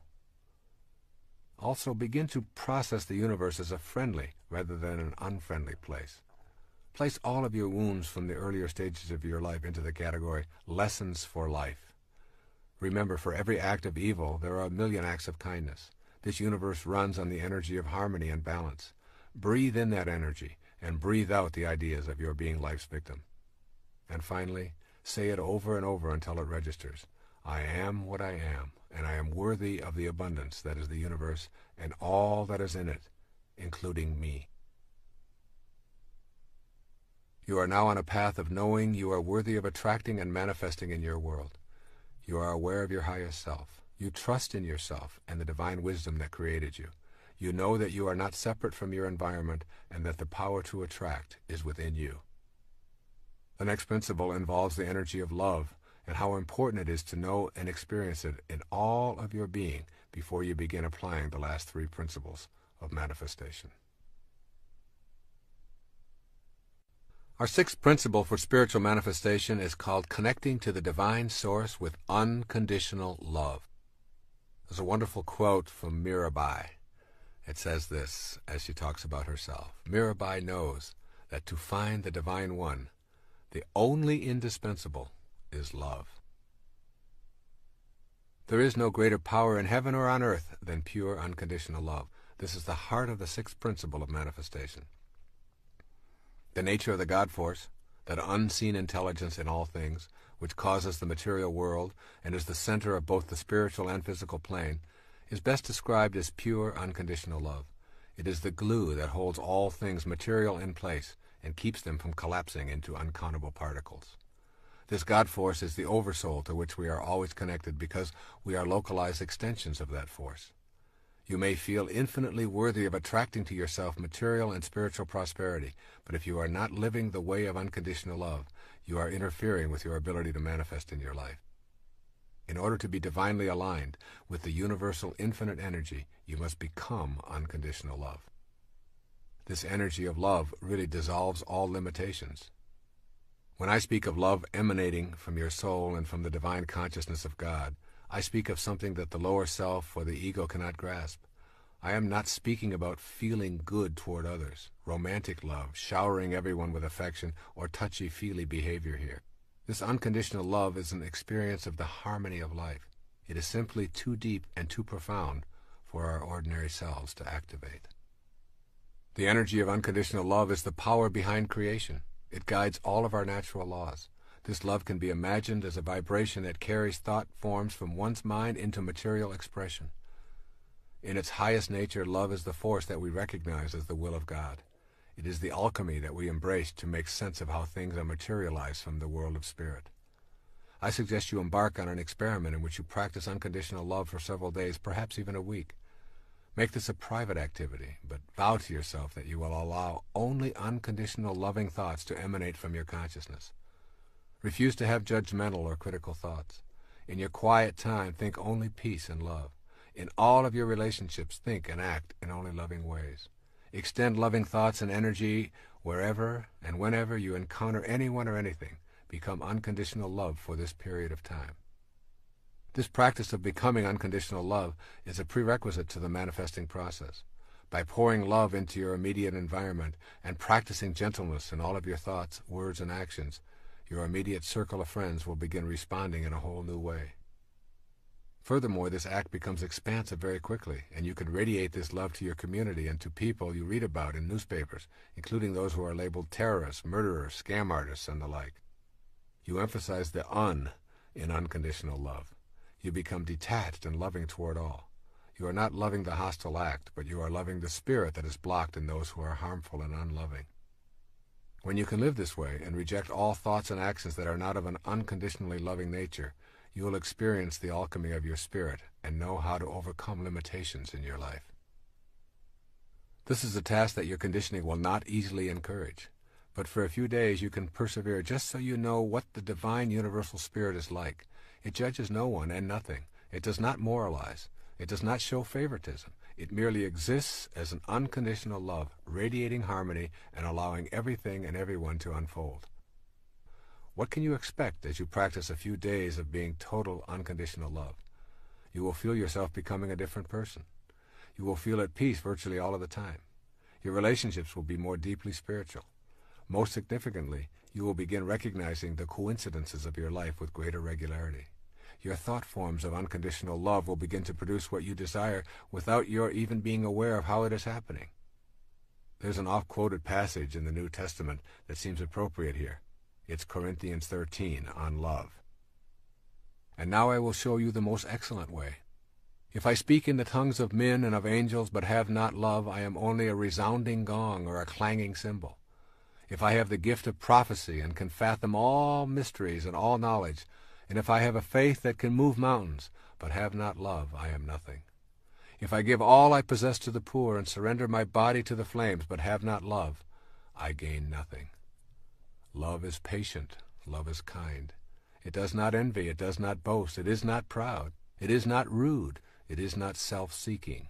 It is not easily angered. It keeps no record of wrong. Love does not delight in evil, but rejoices with the truth. It always protects, always trusts, always hopes, always perseveres. Love never fails, but where there are prophecies they will cease, and where there are tongues they will be stilled, and where there is knowledge it will pass away. For we know in part and we prophesy in part, but when perfection comes the imperfect disappears. When I was a child, I talked like a child, I thought like a child, I reasoned like a child. When I became a man, I put childish ways behind me. Now we see but a poor reflection as in a mirror. Then we shall see face to face. Now I know in part, then I shall know fully, even as I am fully known. And now these three remain: faith, hope, and love. Yes, and the greatest of these is love. I'm well aware of the improbability of living an unconditionally loving life in all of our moments. I imagine your ego is protesting that this idea is absurd because you are only human and humans have shortcomings. Nevertheless, I ask you to do this exercise for a few days or a week. You see, I know that it will become habitual when you feel the richness of your life with this new awareness. There's something that is called the process of detached observation. One of the great meditation exercises that I learned many years ago involves imagining lifting yourself out of your body and floating into space so far that you are actually observing the entire planet. If you do this, try to imagine what the Earth is like without you on it. It is a very difficult task for your ego to even contemplate the world without you on it. Next, begin to observe the planet without any judgment, refusing to label anything good or bad, right or wrong. Simply instruct yourself to notice, allow, and send unconditional love. The process of being a detached observer occurs in the silence of your contemplations or meditations. Begin by seeking out time to be quiet and enter this inner place of love. It is in that silence that you will come to truly know the divine energy of unconditional love. It's a difficult thing for our egos to contemplate this concept of oneness. Unconditional love and becoming a co-creator in your life is possible when you know that God is not separate from you. You and God are one and the same. In the New Testament, Jesus says to the multitudes, "I have said, ye are gods." And later, "When a man believes in me, he does not believe in me only, but in the one who sent me. When he looks at me, he sees the one who sent me." What it means to be in a state of oneness is that you know the unconditional love that God has for all of creation is also the unconditional love that can be you if you make that choice. If you place restrictions on that love or withhold it dependent on your judgments and hatreds, then you make it a conditional love and remove yourself from the possibility of co-creating with God. We have unconditional freedom for our thoughts to be what they are. That is how you are loved. That is your gift from the divine Creator, expressed through your individuality. Take that freedom away, and you are no longer a human being. You lose your humanity when you lose the unconditional love that allows you to think as you choose. Now suppose that you're able to function in the same unconditionally loving way, simply allowing without judging. You would be experiencing oneness. Your will and God's will would not be in conflict. Use this love for the purpose of creation. Every moment that you create by radiating unconditionally loving thoughts is a reflection of the same love that was responsible for your creation. This unconditional love is really a power, the ability to reach a higher state of being where there seems to be almost no delay between the creation of a thought form and having that thought form show up can be viewed in terms of unconditional love and an absence of making demands on or judging the world. This is a power that I know is possible for each of us when we begin to adopt the basic principles of spiritual manifestation. Most of us simply do not recognize how truly powerful we are by virtue of our own ability to create thoughts, and out of these thoughts attract to ourselves the abundance of the universe. When we think rationally about this power, we immediately think of the conflict between having a free will and having a destiny. This conflict often obviates the need within us to think and live in unconditionally loving ways. Let's take a quick look at this matter of destiny, which is in the title of this tape, and put it into a different context. Destiny is not preordained. Destiny is ordained totally by you. Every single moment of your now existence is the result of your previous thought. The idea that everything is already laid out for you in advance is a hallucination. You can and do manifest your own destiny. Your free will is your gift of unconditional love. You create the destiny with this free will, and when you venture off the path of unconditional love, you are simply living an illusion.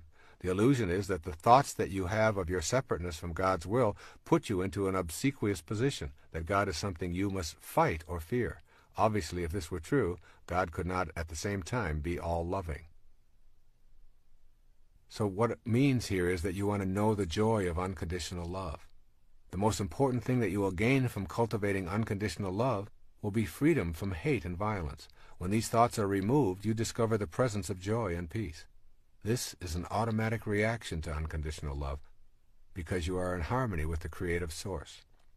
The ego identifies you primarily as a physical body, separate from God, and in need of constant stroking to massage your self-importance. When you simply say this is an illusion and it doesn't really exist, those ideas are replaced with unconditional love, and the joy you experience is really the denial of the false and an affirmation of the truth of your being. You are absolutely free when you are not consumed with your self-importance. You are free when you no longer need to be stroked, coddled, and approved of by everyone you meet. There is a great sense of joy in feeling free. Think of times when you have felt the freest in your life, when the pressures to perform are off, when you are walking in nature, when you are in solitude and communing with God. Joy, freedom, and unconditional love are inseparable. They flow from the experience of each other. To be joyful is to hold on to nothing and to have no restrictions.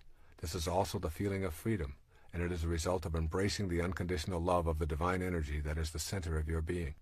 This is not to say that one ought not to enjoy a massage, a delicious meal, lovemaking, and all of the pleasures of the body, but it is the mind that is processing and allowing you to experience the pleasure.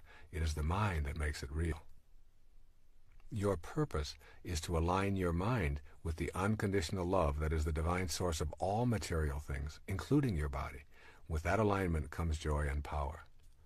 When one drop of water separates from the ocean, it becomes a speck that is essentially powerless and weak. But when it aligns with its source, the ocean itself, it is powerful beyond what is possible as an individual drop of ocean, and so it is with you. Unconditional love is really nothing more than the absence of fear.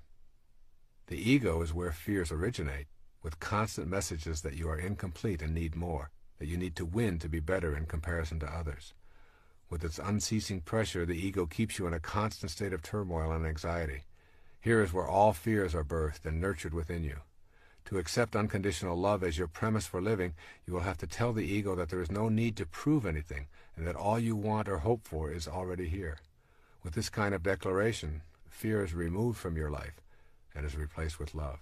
Remember the biblical quote, "Perfect love casteth out all fear." This principle of unconditional love as a prerequisite to manifesting your own destiny is a tough one to put into practice full time, yet you can begin this process by working on it one step at a time, beginning right now. Here are a few of the ways of putting unconditional love into practice in your life. Remember to keep uppermost in mind that love transforms. Unconditional love heals the body and the mind. And then also remember that the polarity of love is fear. Fear is a current of energy that literally runs through your body and is produced when you feel cut off from the source of unconditional love. Every time you experience fear, ask yourself, what's going on that I have substituted fear for love in this moment? Also, begin to acquire a private, non-publicized, and regular habit of meditating. With every breath you take, feel yourself taking in unconditional love. With every exhalation, expel thoughts of fear. Then pick one day to practice this exercise with a partner of your choice. Make a decision to think, act, and radiate nothing but unconditional love for the entire 24-hour period, including your dreams. If this works for you for one day, see if you can extend it for another day or two. Also, try making a decision to turn over your most difficult challenges in the area of unconditional love to God. Simply turn them over with a request such as, I have been unable to bring love into my life in these areas, and I am asking for your divine guidance in accomplishing this. Also, in your silent moments of prayer, do not be afraid to ask for help. And then know the connection between manifesting your heart's desire and unconditional love. Without your connection to this love, you lose your connection to the creative process. Unconditional love is in all things you wish to attract as well as in you. Keep it honestly, and you keep your ability to know that you are a God. Lose it, and you lose your godliness. It is that simple. And finally, make your word law. If you say it, live up to it lovingly. This gives you a sense of inner balance. The universe runs on balance, and the energy that keeps it in balance is love. By declaring yourself a person who keeps his word, you align yourself with the loving essence of the world. This concludes the sixth principle for manifesting. Unconditional love is the cornerstone of your mental picturing. You refuse to allow any contrary ego-driven thought to enter the inner kingdom of love. If you activate this principle, you will have revealed a truth that eludes most people. It is with unconditional love that you find your true connection to the divine energy that is in all things. Our seventh principle of spiritual manifestation is simply meditating to the sound of creation. This seventh principle of manifesting will challenge your conditioning probably more than any of the other 8 principles. However, while it contradicts your beliefs about how you fit into the universe, it also expands your ability to create and attract the objects of your heart's desire. Others who have done this meditation on a regular basis have experienced dramatic shifts in their lives and have been able to manifest what they previously believed to be impossible. As you begin opening yourself to this soul-nourishing practice of chanting to the sounds of creation, spend some time carefully studying the other 8 principles. When you begin to practice the 2 daily manifesting meditations, you need to trust in your highest self and meditate with unconditional love. Reviewing the other 8 principles will help to make trust and love available. Meditating with sound can work dramatically in your personal life and can also facilitate a new awareness of our collective abilities to manifest a world free of the demands and petty issues of the ego. I feel blessed to have a spiritual teacher, Sri Guruji, make these meditations available to me to teach to others. Sounds have the power to generate your ability to attract to yourself that which you desire. 3 key words describing the principle are the title of the following section. Listen carefully to these 3 words. Sounds have power. Sounds are a powerful energy. Every sound is a vibration made of waves oscillating at a particular frequency. The frequency range of the human ear is approximately 16 to roughly 40,000 vibrations per second. Sound is the intermediary between abstract ideas and concrete form in the material world. Sounds literally mold the abstract world of thought and spirit into shapes. In ancient ceremonial rites, words, sounds, and shapes combine to achieve certain ends. Each letter in a word signifies a sound and records the expression of a particular sound. Differing sounds were recorded for their own purposes. Sounds have an impact on us in a myriad of ways. The discordant and harassing sounds of machines, thudding, screaming, grating noises, bombard our consciousness and make it difficult to be serene and peaceful. Discordant sounds can cause internal illness or disease. But sound also has healing properties when it is harmonious and soothing. Healing takes place to the accompaniment of soothing harmonies and nature's music interspersed with spiritually nourishing silence. In addition to healing, sound is used in the creation process, which is the central concern of this 7th principle of spiritual manifestation. When we use the sounds of nature that are most consistent with the act of creation, we begin to attract the material form that we desire. Learning how to use sound is a way of harnessing its power for manifesting thought into the world of form. Manifesting is knowing how to make contact with that spiritual vibrational frequency while we are living inside a body in a materialized world. Pay attention to words and sounds because they can attract positive or negative influences into your life. Harmonious sounds are the ones that most contribute to a balanced and creative life. But before going into the actual use of meditation sounds, it is necessary to learn how to prepare yourself to use sounds in your daily meditation.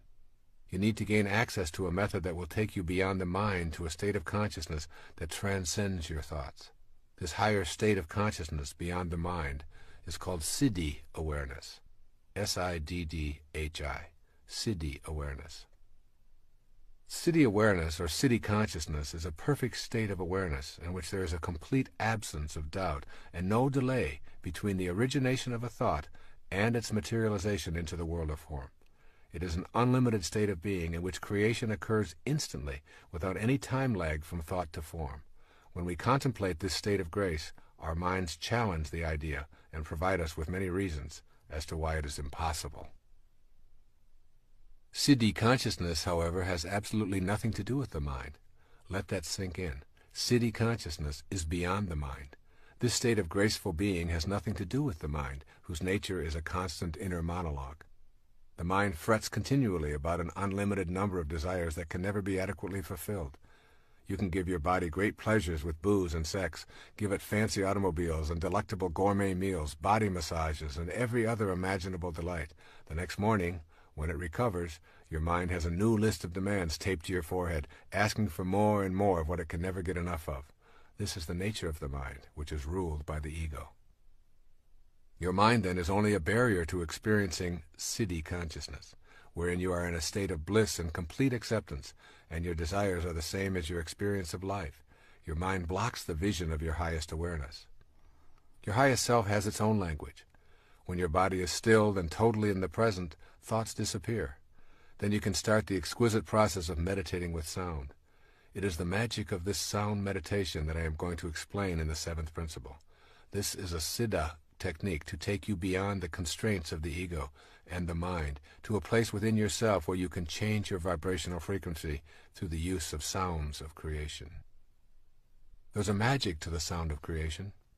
As you begin to incorporate these ideas of the power of sound into your consciousness, going beyond the darkness of your mind to the light of your highest self, think about these words that open the book of John in the New Testament.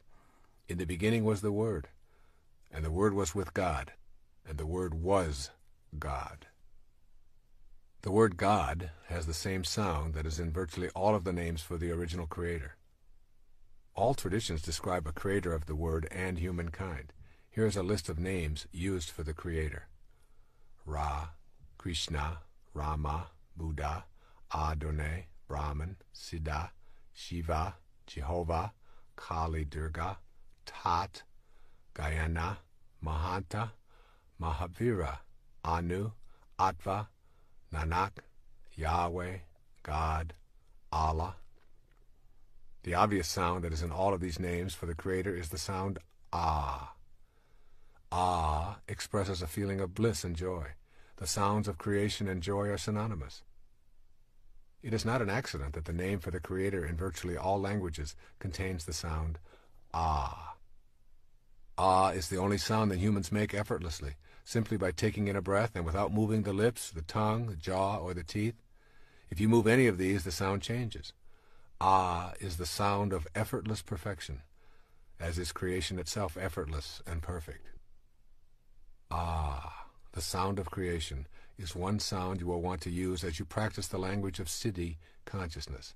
It takes you beyond the incessant self-dialogue that characterizes your mind. When you repeat the sound Ah in connection with your manifestation meditation practice, you are literally repeating the name of God. In Reflections of the Self, Swami Muktananda gives these words to his devotees who desire to know more about the state of siddhi consciousness. With eyes brimming with love, sing his name. All inner mysteries will be disclosed. Every bird and plant will reveal itself to you as Brahman. The knowledge of Vedanta will manifest everywhere. O dear one, keep chanting God's name while sitting or standing or involved in the world. Never forget him. Unite your mind with the self. He explained that these names for God have specific combinations of inherently powerful syllables that have the ability to call forth the experience of God within us. Making these sounds acquaints us, perhaps for the first time, with the subtle God force within ourselves. Thousands of years ago, Patanjali set down his highly celebrated Yoga Sutras. They were designed to help guide seekers to the highest state of awareness, siddhi consciousness. He offered this advice: repeat and meditate on Om. Om is a symbol for the universal sound of creation. Repeating this sound causes the disappearance of obstacles and an awakening of a new, higher consciousness that is the creative energy. Continually chant God's name is the advice of the masters of self-awareness to those who seek to participate in the act of creating and manifesting. The sound Ah is the sound of God. Make the repetition of the name of God a daily meditation practice, and you will literally transform yourself into this universal sound of creation. You will become one with the sound that mediates between the world of form and the highest frequencies of the spiritual world. This creation meditation is also involved with 2 chakras of the body. Of the 7 chakras of the body, 2 are significant in learning this manifesting technique. The base chakra, the sex center, is one, and the third eye, located between the eyebrows, is the other. Imagine for yourself a channel between the base chakra and your third eye. You are going to clear this imaginary passageway between these 2 chakras and feel yourself open the third eye so that you can imaginatively project your manifesting energy out the new opening. The base chakra is the center of procreation. The third eye chakra is for the purpose of manifestation. Think of your third eye as the part of you that makes contact with the physical world that is invisible to the naked eye. You are attempting to open this third eye through the language of your siddhi consciousness. Now, remembering that ah is the sound of joy as well as the God sound, think about the sound that accompanies the process of procreation. Ah is the most common sound heard in the very act of procreation. And more often than not, God's name is repeated as a soul arrives from the world of the unseen into the world of materialized form. Oh God! Oh my God! Ah! Initially, this may seem amusing, yet it is incontrovertible that these are universal clues to the process of manifestation. The energy released through the root or base chakra brings about procreation. And what has taken place here? A release of energy from the base chakra, received by another base chakra, and a soul connects to form, from the unseen to the manifested, all accompanied by the sound of ah. Learning this technique of sound manifesting really involves nothing more than opening up the channel that exists between these two chakras in your body. Opening the third eye is an inner exercise of putting your attention at the third eye or mind chakra and projecting through it, feeling the joy that is associated with the sound ah. You experience it leaving the limits of your physical body, embracing that which you want to manifest, and bringing it back to you. Implement this sound meditation in your morning practice. I have created a cassette tape and a compact disc called Meditations for Manifesting, which guides you through this morning meditation. In addition, that recording guides you through the second meditation, which takes place in the evening. However, here you put your attention on gratitude for all that has manifested into your life. This is also the subject matter of the ninth and final principle. Now we listen to the sound of that which is manifested. There's a second sound that reflects the vibrational frequency of manifestations in the physical plane. This sound is Om. If you reduce anything that you can observe on the physical plane to its ultimate sound vibration, you would hear the sound Om.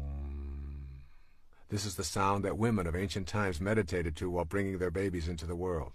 Whereas Ah is the sound of creation, Om is the sound of that which is already created. Om expresses gratitude for all that has manifested. There's a basic relationship between our level of awareness and the vibrations of the universe.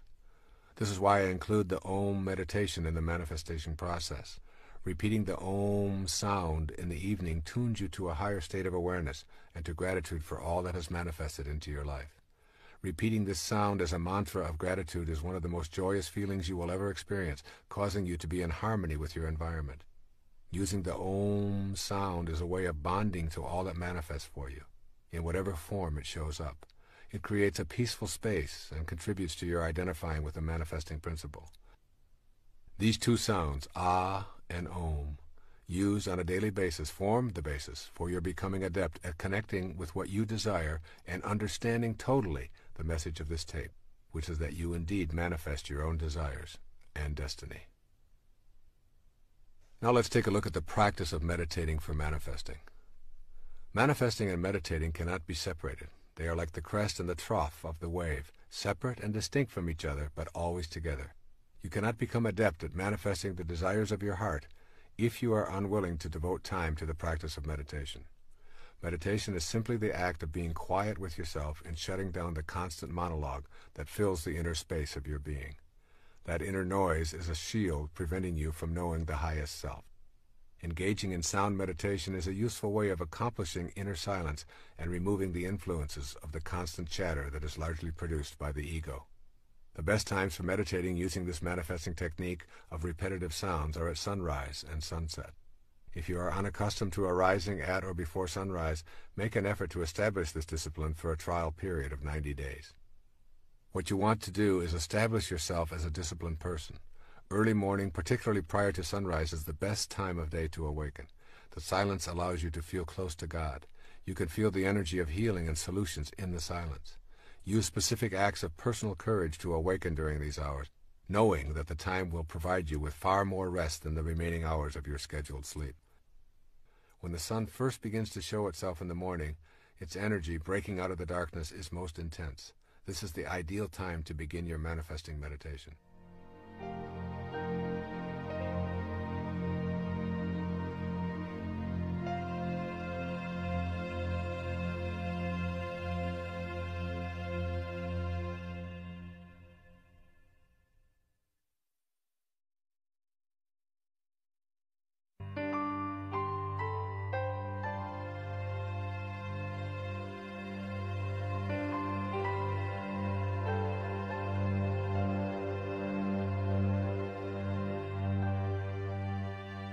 Find a comfortable place to sit.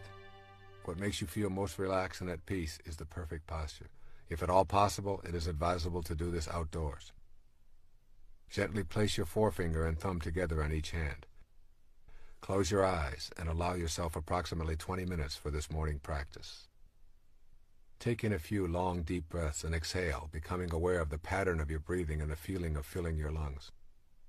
Then place your attention on the root or base chakra, the sex center, and move your attention up the passageway between your root chakra and your third eye chakra. Think of this as a channel that has been clogged, and think of the third eye space as an opening that has been sealed for a long time that you are going to open with your new inner etheric energy. Now take a deeper, longer breath of air, filling your lungs, and as you release the breath, say out loud the sound ah, with as much emotion and volume as you can imagine. Ah. Place your attention on clearing the channel with the sound of ah.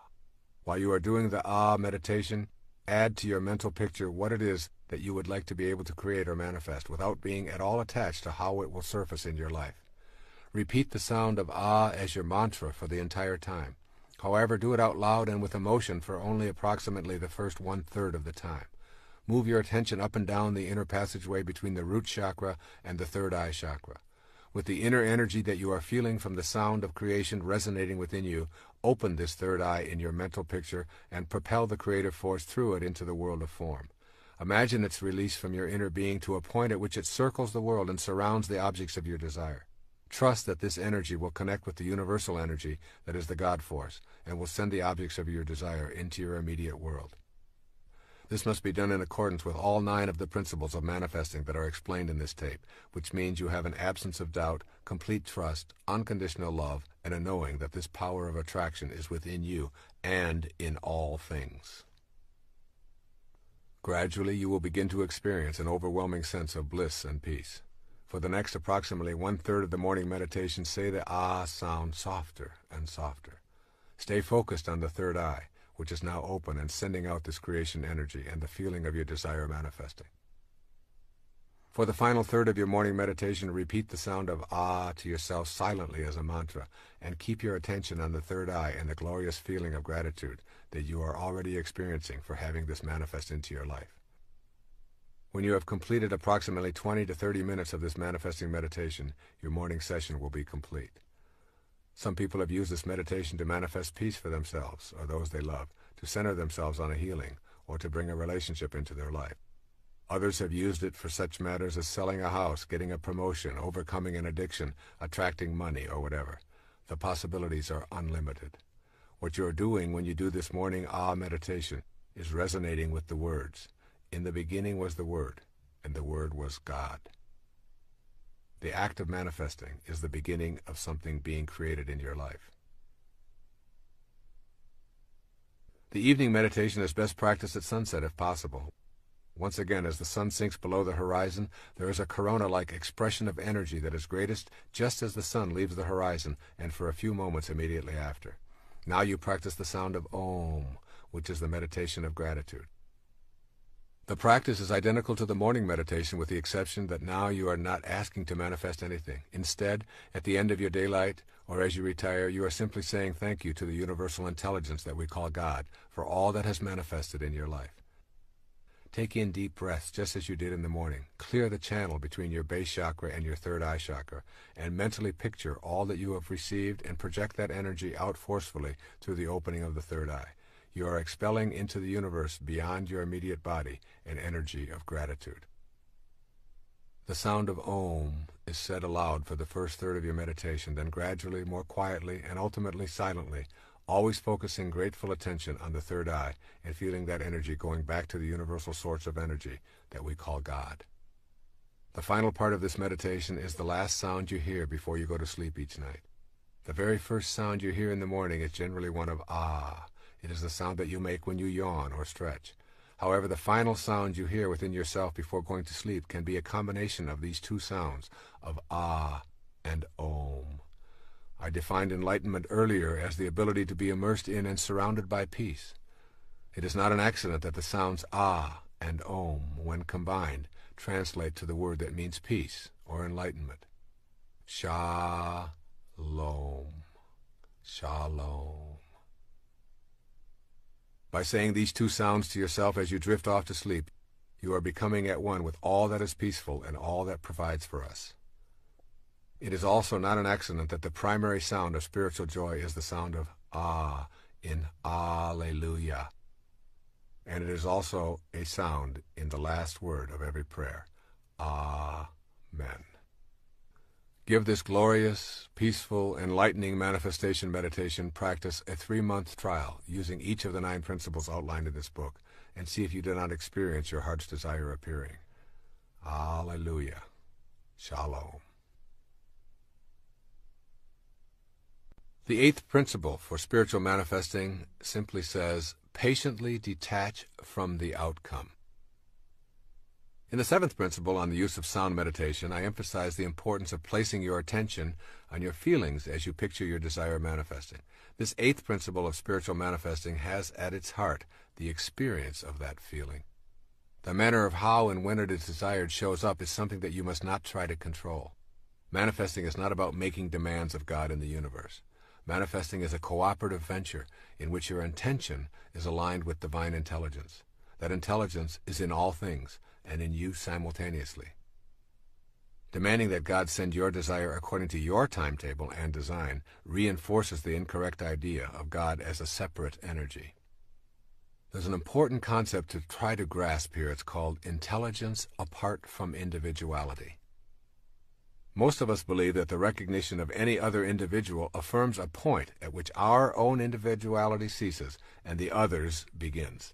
This belief is part of our conditioning, and it imposes a great deal of limitation on us. If this pattern were ascribed to the universal mind, it would describe a God that at some point ceased and something else began. To be universal and to recognize anything as being outside itself would be to deny its very being. So the nature of universal intelligence is an absence of individual personality. You are in an impersonal and intensely intelligent ocean of life that is all around, under, and in everything, including you. Though you have been conditioned to believe that you are an individual, you are actually a part of the grand universal nature that is infinite in its possibilities. This undifferentiated intelligence responds to you when you recognize it. Ask yourself what the relationship of this universal mind is to you. It cannot have favorites if it is the root and support for everything and everyone. Lacking individuality, it cannot be in conflict with your desires. Being universal, it cannot be simply shut off from you. All these statements characterize this all-producing mind as responsive to you when you understand your relationship to it. Your task is to bring the universal energy within your grasp by raising yourself to the level of that which is universal, rather than bring the universal down to a level of misperceived individuality that is separate from the universal. You need only to recognize it to attract it to yourself, rather than ask it to recognize you and bring you to it. Having learned a different set of principles, all of this may sound a bit confusing, yet it is crucially important for you to know this before moving along on the path of manifesting. There's a power of infinite patience. This provocative line is from A Course in Miracles. Those who are certain of the outcome can afford to wait, and without anxiety. The notions of certainty and patience go together. When you trust and know that you are connected to that universal all-providing intelligence, then you simply place no time constraints on your manifestation.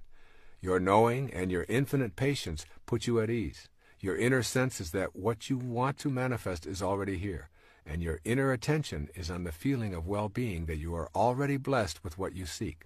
The inner bliss is a function of the power of your infinite patience. When you are certain about the outcome and unconcerned with the how and when, you have cultivated the power of infinite patience, and simultaneously you have detached yourself from the outcome. When this detachment takes place, you are able to go about your daily business of raising your children, doing your work or training, meditating and communing with God, and just patiently observing. Infinite patience is a sign of trust, and it calls upon infinite love to produce results in your life. When you let go of impatience, you are aligned with the God force, and the anxiety that tells you what is lacking and missing in your life is gone. You will know that God has been patient with you no matter how long it took you to come around, regardless of how far you may have wandered, and no matter how much you may have refused to listen. Infinite patience produces almost immediate results in your life. You become free when you relax your insistence to have it now. As an infinitely patient person, you know that you are already where you want to be, and there are no accidents, and that all that appears to be missing is nothing more than an illusion perpetrated by your ego. With this awareness, impatience leaves, and you stop looking for results of your manifesting meditation. Your patience allows you to remain in silent appreciation of all that is manifested in your life. This practice of patient detachment from outcome is a foreign concept to us. We have been taught that goals, success symbols, and the accumulation of merit badges are the ways to feel important. What follows is a guide for living with the seeming paradox of attempting to manifest something into your life and at the same time not being attached to when and how it shows up. So here's a step-by-step plan for putting patient detachment into your manifesting practice. First, understand the essence of what you desire. What you desire is not necessarily in the realm of things. If you want to manifest money, for example, notice if your attention is centered on the dollars or on the experience and feeling of financial security. The experience is the essence of your desire. By putting your attention on inner feelings, you shift from being gratified by externals. The essence of your desire is a feeling of well-being and joy and an alignment with the universal spirit. You may feel that you truly want to manifest more income and a promotion. Detach yourself from the in-the-world promotion and increase in pay. Put your manifesting energy on the essence. You're wanting to feel more secure and less stress. You will probably begin to see things arriving in your life that reduce your anxiety. They may seem to have very little to do with what you originally thought you wanted. And then secondly, banish doubt and enter into the realm of certainty. When you've removed doubt about your ability to manifest, it will be easy to detach yourself from the outcomes and all of the details. Your trust in yourself and in the divine energy of the universe is all you will need. Then third, leave your expectations and go about your business. Maintain your work and play regime with a new sense of peace originating in your inner knowing about what is manifesting for you. Remain completely detached from the inclination to measure and calculate what is and is not showing up for you. And then fourth, in this step-by-step plan, maintain privacy about your desires. Sharing your manifestation efforts decreases the energy and deflects the energy into the ego's need to gain approval. Then fifth, be aware of the cues that your desires are manifesting. Keep in mind that the way things will show up in your life is not necessarily related to what your rational brain expects.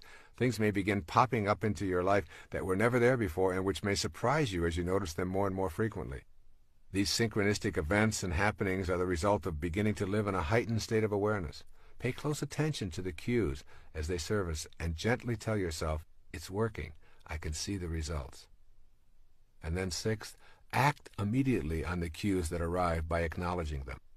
When you acknowledge the early signs of arrival of what you wish to manifest, you are giving your inner energy a positive charge and recognizing the divine universal intelligence. This recognition is essential to the continuation of this manifesting process. And seventh, don't think of your manifestation as a special favor. To see manifestation as a favor is to begin the process of bargaining with God and believing in your separateness from all other living things.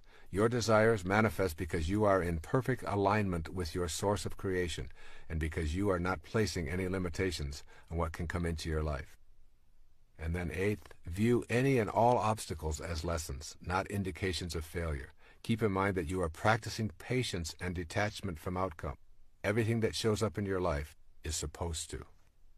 This includes the falls in your life. They provide you with the energy to propel yourself to a higher state of awareness. And then ninth, release all judgment from your manifesting practice. This requires you to be willing to suspend your inclination to judge that which shows up in your life as right or wrong, good or bad, attractive or unattractive.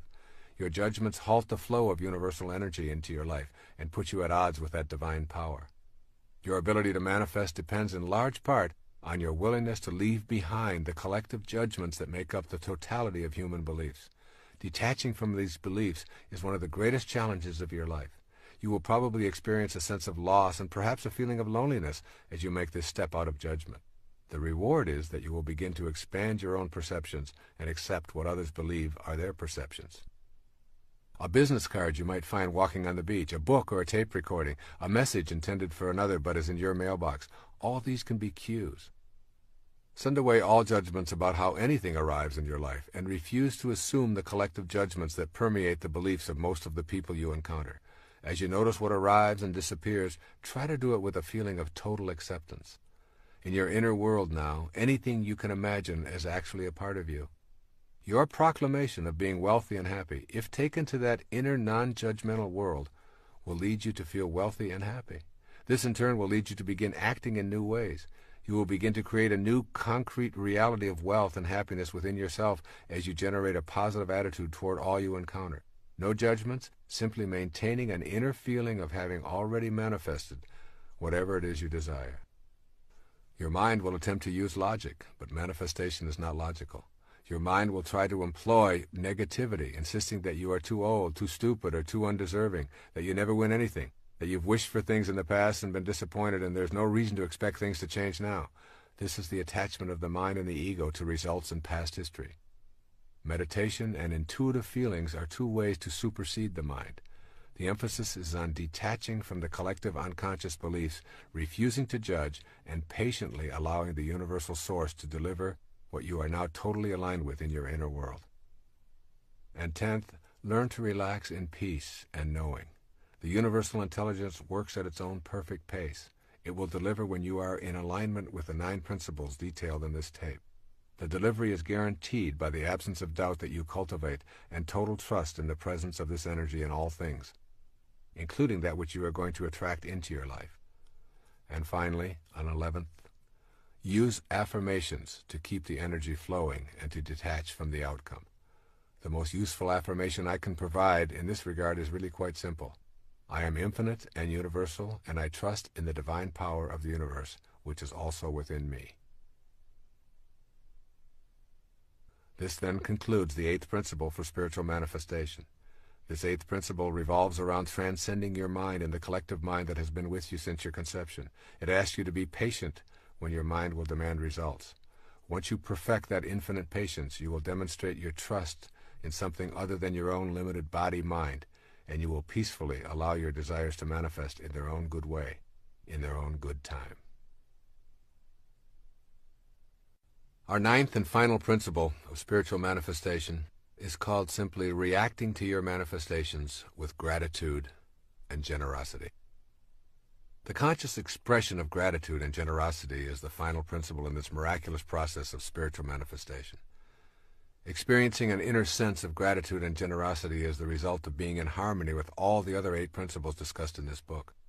Gratitude is your expression of acknowledging the oneness of the universal energy working in cooperation with your desires. Let's look at the nature of gratitude. Gratitude is the complete and full response of the human heart to everything in the universe. It is the absence of feeling alienated or separate. It represents our full acknowledgement and appreciation of the energy flowing through all things and brings gifts to us in the form of the fulfillment of our desires. Gratitude recognizes that nothing is to be taken for granted, and, most important, it is an expression of complete, unconditional love in the form of a thank you to the God Force that is in all things. It is a way of being one with the God Force in full inner serenity. It recognizes that the spirit within ourselves is the same as that which sustains all life on the planet. Gratitude then represents the whole of ourselves. When we feel grateful and give thanks, sending out this kind of loving energy to the world in the same fashion that we did when we were asking for our heart's desire to be manifested, we feel complete. Gratitude allows us to feel more connected to that for which we are grateful. Gratitude acknowledges that we are the recipients of the generosity of others, of life, and of the universal spirit. Gratitude contributes a loving response to the whole of creation and to your relationships with creation. That relationship illustrates for us how interconnected and interdependent everything is, including the manifestations in our lives. When we understand the nature of gratitude, we can more clearly identify those things within ourselves that are obstacles to practicing gratitude. Gratitude is an inner process. It is an attitude of thankfulness, even when things do not appear as we would prefer. Rumi once wrote, "Don't grieve for what doesn't come. Some things that don't happen keep disasters from happening." Gratitude is a way of experiencing the world with love rather than judgment. The three most common obstacles to an attitude of gratitude originate in your mental processes. The first is simply called fault-finding. You always have the choice to be love-finding or fault-finding. The fault-finder focuses on what is wrong and what is missing. That focus shows up as criticism, judgment, and anger. The feeling is of being against the manifestations that appear in the world rather than being for what one receives. As we think, so shall we be. If you are using your mind to think about what is wrong and what is lacking, this is precisely what will manifest for you. Finding fault, rather than being grateful and being a love finder, guarantees that you will not be able to participate in the co-creation of your life and the fulfillment of your desires. A second obstacle to an attitude of gratitude is called simply complaining. The complainer always feels shortchanged and deprived, and consequently becomes envious and bitter toward those who seem to have been blessed with what is missing in his or her own life. The inner experience of complaining leads to being angry at the universal source that seems to have denied you the benefit of its infinite supply. Complaining is an expression of the absence of love in your inner world. When you feel love, there's no room for being upset with God for not delivering your ego's demands. And the third obstacle to an attitude of gratitude is taking what you have for granted. Taking things and people in your life for granted drains you of the joy that you could be experiencing. Taking things for granted means going through life unaware of the multitude of gifts that are here in each and every moment. Think of the activities and experiences that would be missed if they suddenly disappeared. Remind yourself that there are no ordinary moments. Kicking a ball around with a child, watching the shape of the clouds in the early morning, or hearing the sounds of the seasons, saying good night to a loved one. Every single experience is an opportunity to experience gratitude, or its opposite, ennui. It is also a choice. Strive to be alert to being a love finder. Sleepwalking through life is a choice to impede the gratitude that is necessary for you to become a manifester. If you take everything for granted, you will never be able to see the clues that will give you the impetus to take action on your desired manifestation. The appearance of the right person or the unexpected gift will be greeted with a shrug and a disinterest, which will prevent you from receiving its blessings. Be awake and fully appreciative of everything and everyone. And here appreciation and depreciation need to be understood. When we depreciate something, we devalue or diminish its worth. We depreciate things or people by expressing disapproval or dislike. It is impossible to feel grateful for something or someone we do not value. Begin to see things and people as they truly are. Each person is a child of God. See the unfolding of God in each person you meet. The moment you participate in the depreciation process, you block your ability to experience gratitude, and consequently, you obstruct your ability to manifest prosperity, love, and joy into your life. Essentially, the activity of depreciation means that you are not sensing the beauty of life. Become an appreciator, and therefore a manifester, by seeing the Christ shining back at you in the other person or groups of people. Cultivating an attitude of gratitude is something we all want to work on in this manifesting process. Make the shift to being grateful for all that you are and all that you have, and you will facilitate your ability to manifest into your life the essence of all that you desire. Develop an awareness of yourself as a recipient rather than as a victim. Virtually everything you possess in your life is because of the efforts of others. Your furniture, automobile, home, clothes, gardens, yes, even your own body are all in some way gifts from others. Without the efforts of thousands and thousands of people all working in harmony, you would have nothing showing up in your life. Just remind yourself of this fact each day, and gratitude will begin replacing cynicism. Also, practice a silent expression of gratitude when you start to see your desires manifesting from the universal source. Thank you, God. I see you working in my life, and I acknowledge with love my appreciation for all that you bring to me. Also, become a person who is willing to tell those around you how much you appreciate them. Make a concerted effort to say aloud how much you love your family members without making it a phony ritual. The more you are willing to express gratitude, the more you are cultivating an experience of unconditional love, which, as you know, is the secret to manifesting. Be thankful and avoid complaining as much as possible. Catch yourself as you are about to find fault with someone or some condition. Then, instead, find something to say that reflects a willingness to be a love finder. Give yourself a specific period of time to practice avoiding complaining and fault-finding, perhaps 30 days. You will experience the emptying of rancor and complaints from your inner self, and the opening to love, appreciation, and gratitude. Begin each and every day with an expression of gratitude and thanksgiving. Every morning when you awake, you have been given the gift of a sunrise and 24 hours to live. Take in a deep breath and be grateful for this exhilarating experience of breathing in life and love. End your day with an expression of love and a repetition of the word for peace, shalom. Be aware of the need to be grateful for the suffering and struggles that are part of the fabric of your life. Sometimes it's easy to simply be angry at your suffering rather than to know that it is the catalyst for your searching and awakening. And also remember, it is the nature of thought to increase. The more your thoughts are centered on what is missing, the more deficient you feel and the more complaints you will utter. Similarly, the more you practice gratitude, the more you are thankful and appreciative of all that life provides, and the more you feed your experience of abundance and love. And now a look at generosity and service, the final steps in manifesting. The natural extension of being grateful is the development of a generous heart. Perfect generosity is a willingness to give of yourself and all that you have manifested without any expectation of a return. Manifesting is about connecting to the universal spirit, which is infinite and abundant in supply. Manifesting is not about seeing neediness in yourself, but is rather about feeling complete with that radiant abundance. It is concerned with unconditional love and attracting that abundant love to your individual life.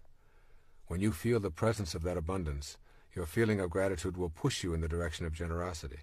It is in the expression of your generosity that you will feel most connected to the unconditional love of the universal spirit.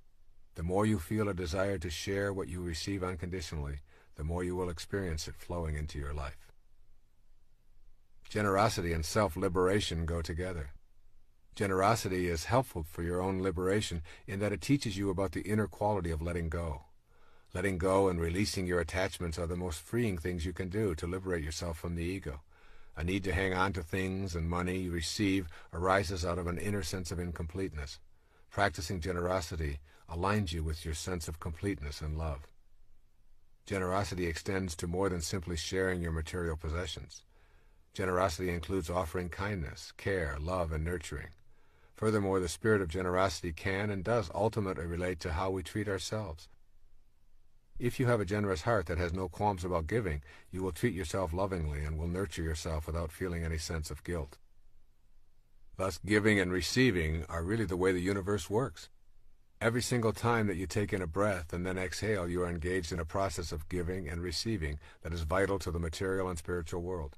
With each inhalation, you take in the oxygen and nitrogen you must have to exist. And with each exhalation, you send back the carbon dioxide that supplies the entire plant world. The cycle of generous giving and receiving is exactly the same as the very act of breathing. Look around you and notice how everything in our universe is a result of giving and receiving. The entire food chain represents a giving of life and a taking of life, and then a giving back in an endless cycle of material manifestation. The process works in the same way on the spiritual level. You put out loving energy to connect to that which you desire, and it returns to you. It is a giving and receiving action. So therefore, it's really important to cultivate an attitude of generosity. Put generosity into your manifestation practice to keep the natural flow of giving and receiving moving in your life. Recognize that this is a way of being that can be developed. You may have convinced yourself that giving is impossible because you have too little for yourself. If you're not generous when it's difficult, you will not be generous when it is easy. Generosity is a function of the heart, not the wallet. A generous heart is one that places no limitations on its ability to be generous with others and does not do it for reward or recognition. Think of the myriad of things that you do each day for others, including animals and the environment, as ways of practicing generosity. Talking to a lonely neighbor, feeding a stray cat, opening a door, anonymously paying the toll for the car behind you, vacuuming the carpet, or whatever may occur in the thousands of actions you undertake each day. Most important, remember that to give without expectation of an acknowledgement is truly the work of your higher self. Keep your generosity practices private. Then become aware of the internal resistances that arise within you when you have an impulse to give. Your fear of not having enough for yourself and your family, your doubts about whether others are truly needy, the fact that others won't appreciate it anyway, are impulses that you need to honor as valid. All of these inner doubts and fears should be examined without judgment. And then give yourself designated times and periods of time to practice being generous, particularly in offering service or in giving of your time. Sometimes I notice my young son out playing soccer by himself, wishing in his heart he had someone to play with. I remind myself to forget about the zillion things I have to do, my state of fatigue or whatever, and I designate the next several hours to simply sharing my time with him, something we both love. Practice being able to receive. Accept help when others offer it. Allow others to do for you without feeling embarrassed or without feeling that your independence is threatened. If you turn off the receiving side, you cut the natural flow of energy, just as if you turned off the giving side. Receiving is very much a component of the spiritual practice of manifestation, and you can work at allowing this into your life with gratitude and love. Furthermore, practice giving just a bit more than you think you can, and a bit more than your own comfort level allows. Whatever you have convinced yourself is the limit of your generosity, try going beyond it. You also can practice a little bit more generosity with your own self than you are normally accustomed to. Order the item on the menu that costs more, or give yourself a few extra days on your vacation trip, or allow yourself the luxury of a body massage or a facial. Extend your generosity into service as a way of life. Our encounters and relationships are a central influence on ourselves and each other. Service is a word that is not commonly thought of as part of our ordinary relationships, yet service simply cannot be separated from relationships. When you cultivate an attitude of gratitude and generosity, you will find yourself wanting to be in the service of others. You will find it natural to extend that which you receive into the service of others as well. If you receive a great teaching, you will want to teach it to others. If you receive love, you will wish to extend that love unconditionally outward. Your relationships will automatically be felt as gifts for the service of others. When you contemplate the purpose of your life in the material plane, you will discover that the only thing you can do with your life is to give it away. You cannot lay claim to anything. It is all transitory. You will find your purpose and your strength when you see that you are in a relationship with all other living things, and that you are purposeful and peaceful when you serve in some capacity. It is out of this state of recognizing our fundamental interconnectedness that we realize we are all in a constant state of service to each other. It is this awareness that you want to keep uppermost in your mind as you generate this principle of spiritual manifesting. Service, at its very basic core, is an inner choice to offer a helpful and healing attitude to others as well as to ourselves. A natural outgrowth of feeling grateful for our daily life manifestations is experiencing the inclination to be generous. By turning the purpose of your life into one of service and leaving behind your self-absorption, you discover the irony of manifesting.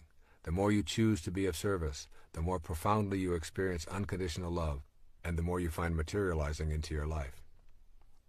Service is best thought of as a continuous focus in your life rather than being limited to certain kinds of giving activities.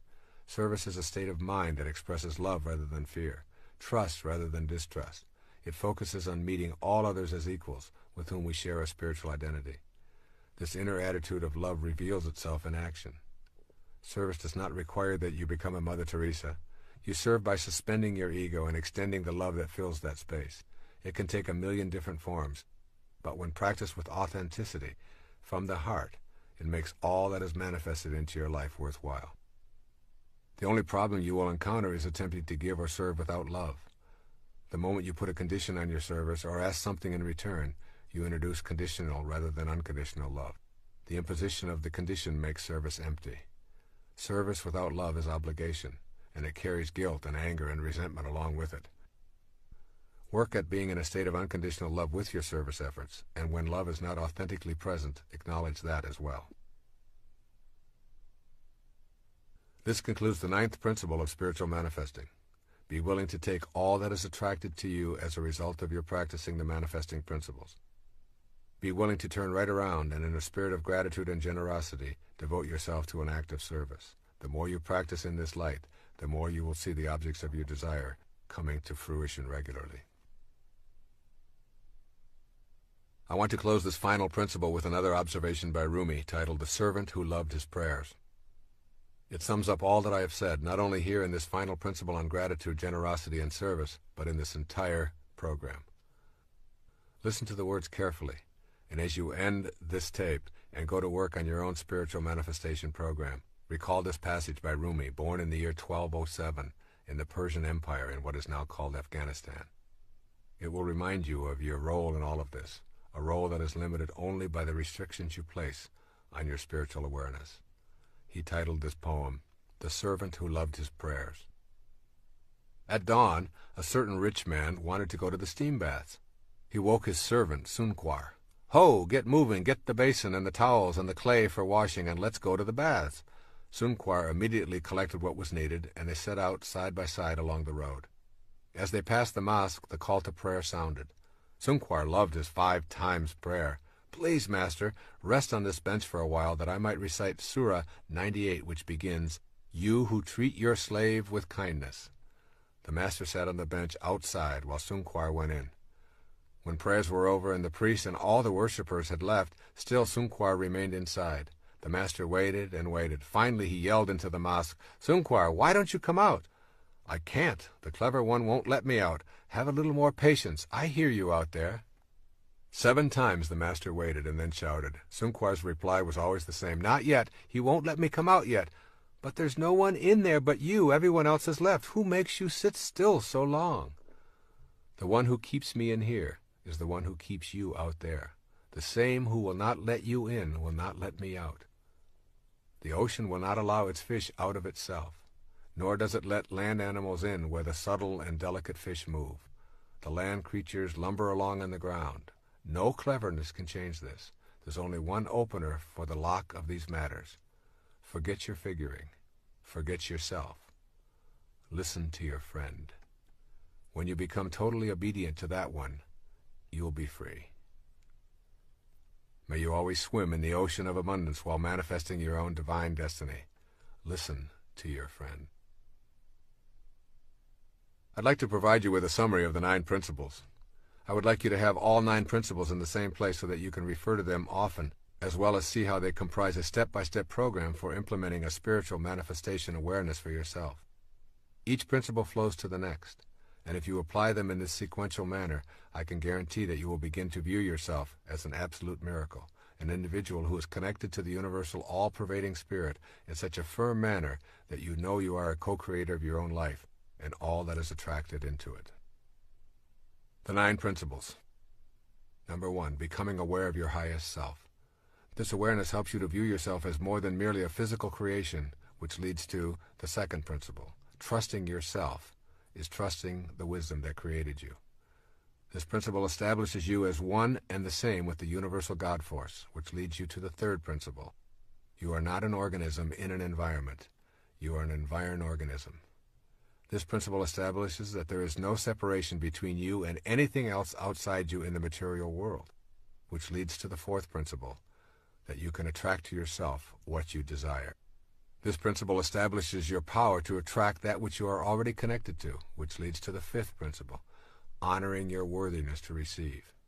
This principle affirms that you are worthy of all that is attracted to your life, which leads to the 6th, connecting to the divine source with unconditional love. This principle creates an awareness of the significance of accepting your manifestations with absolute love, which leads to the 7th principle, meditating to the sound of creation. This principle gives you the tools for vibrating yourself to the very sounds that are in the world of creation. These are the tools for attracting and manifesting, which leads to the 8th principle, to patiently detach from the outcome. This principle emphasizes the need for removing demands and becoming infinitely patient, which leads to the final principle, to react to all of your manifestations with gratitude and generosity. This principle teaches the value of taming the ego and being thankful and in service to others with your manifestations. In essence, all that is being said here is, manifestation means when you are participating in the act of spiritual manifestation, you are doing nothing more than manifesting another aspect of yourself, since you are connected to everything, and everything you wish for also shares that energy. God bless you. I send you love and all green lights.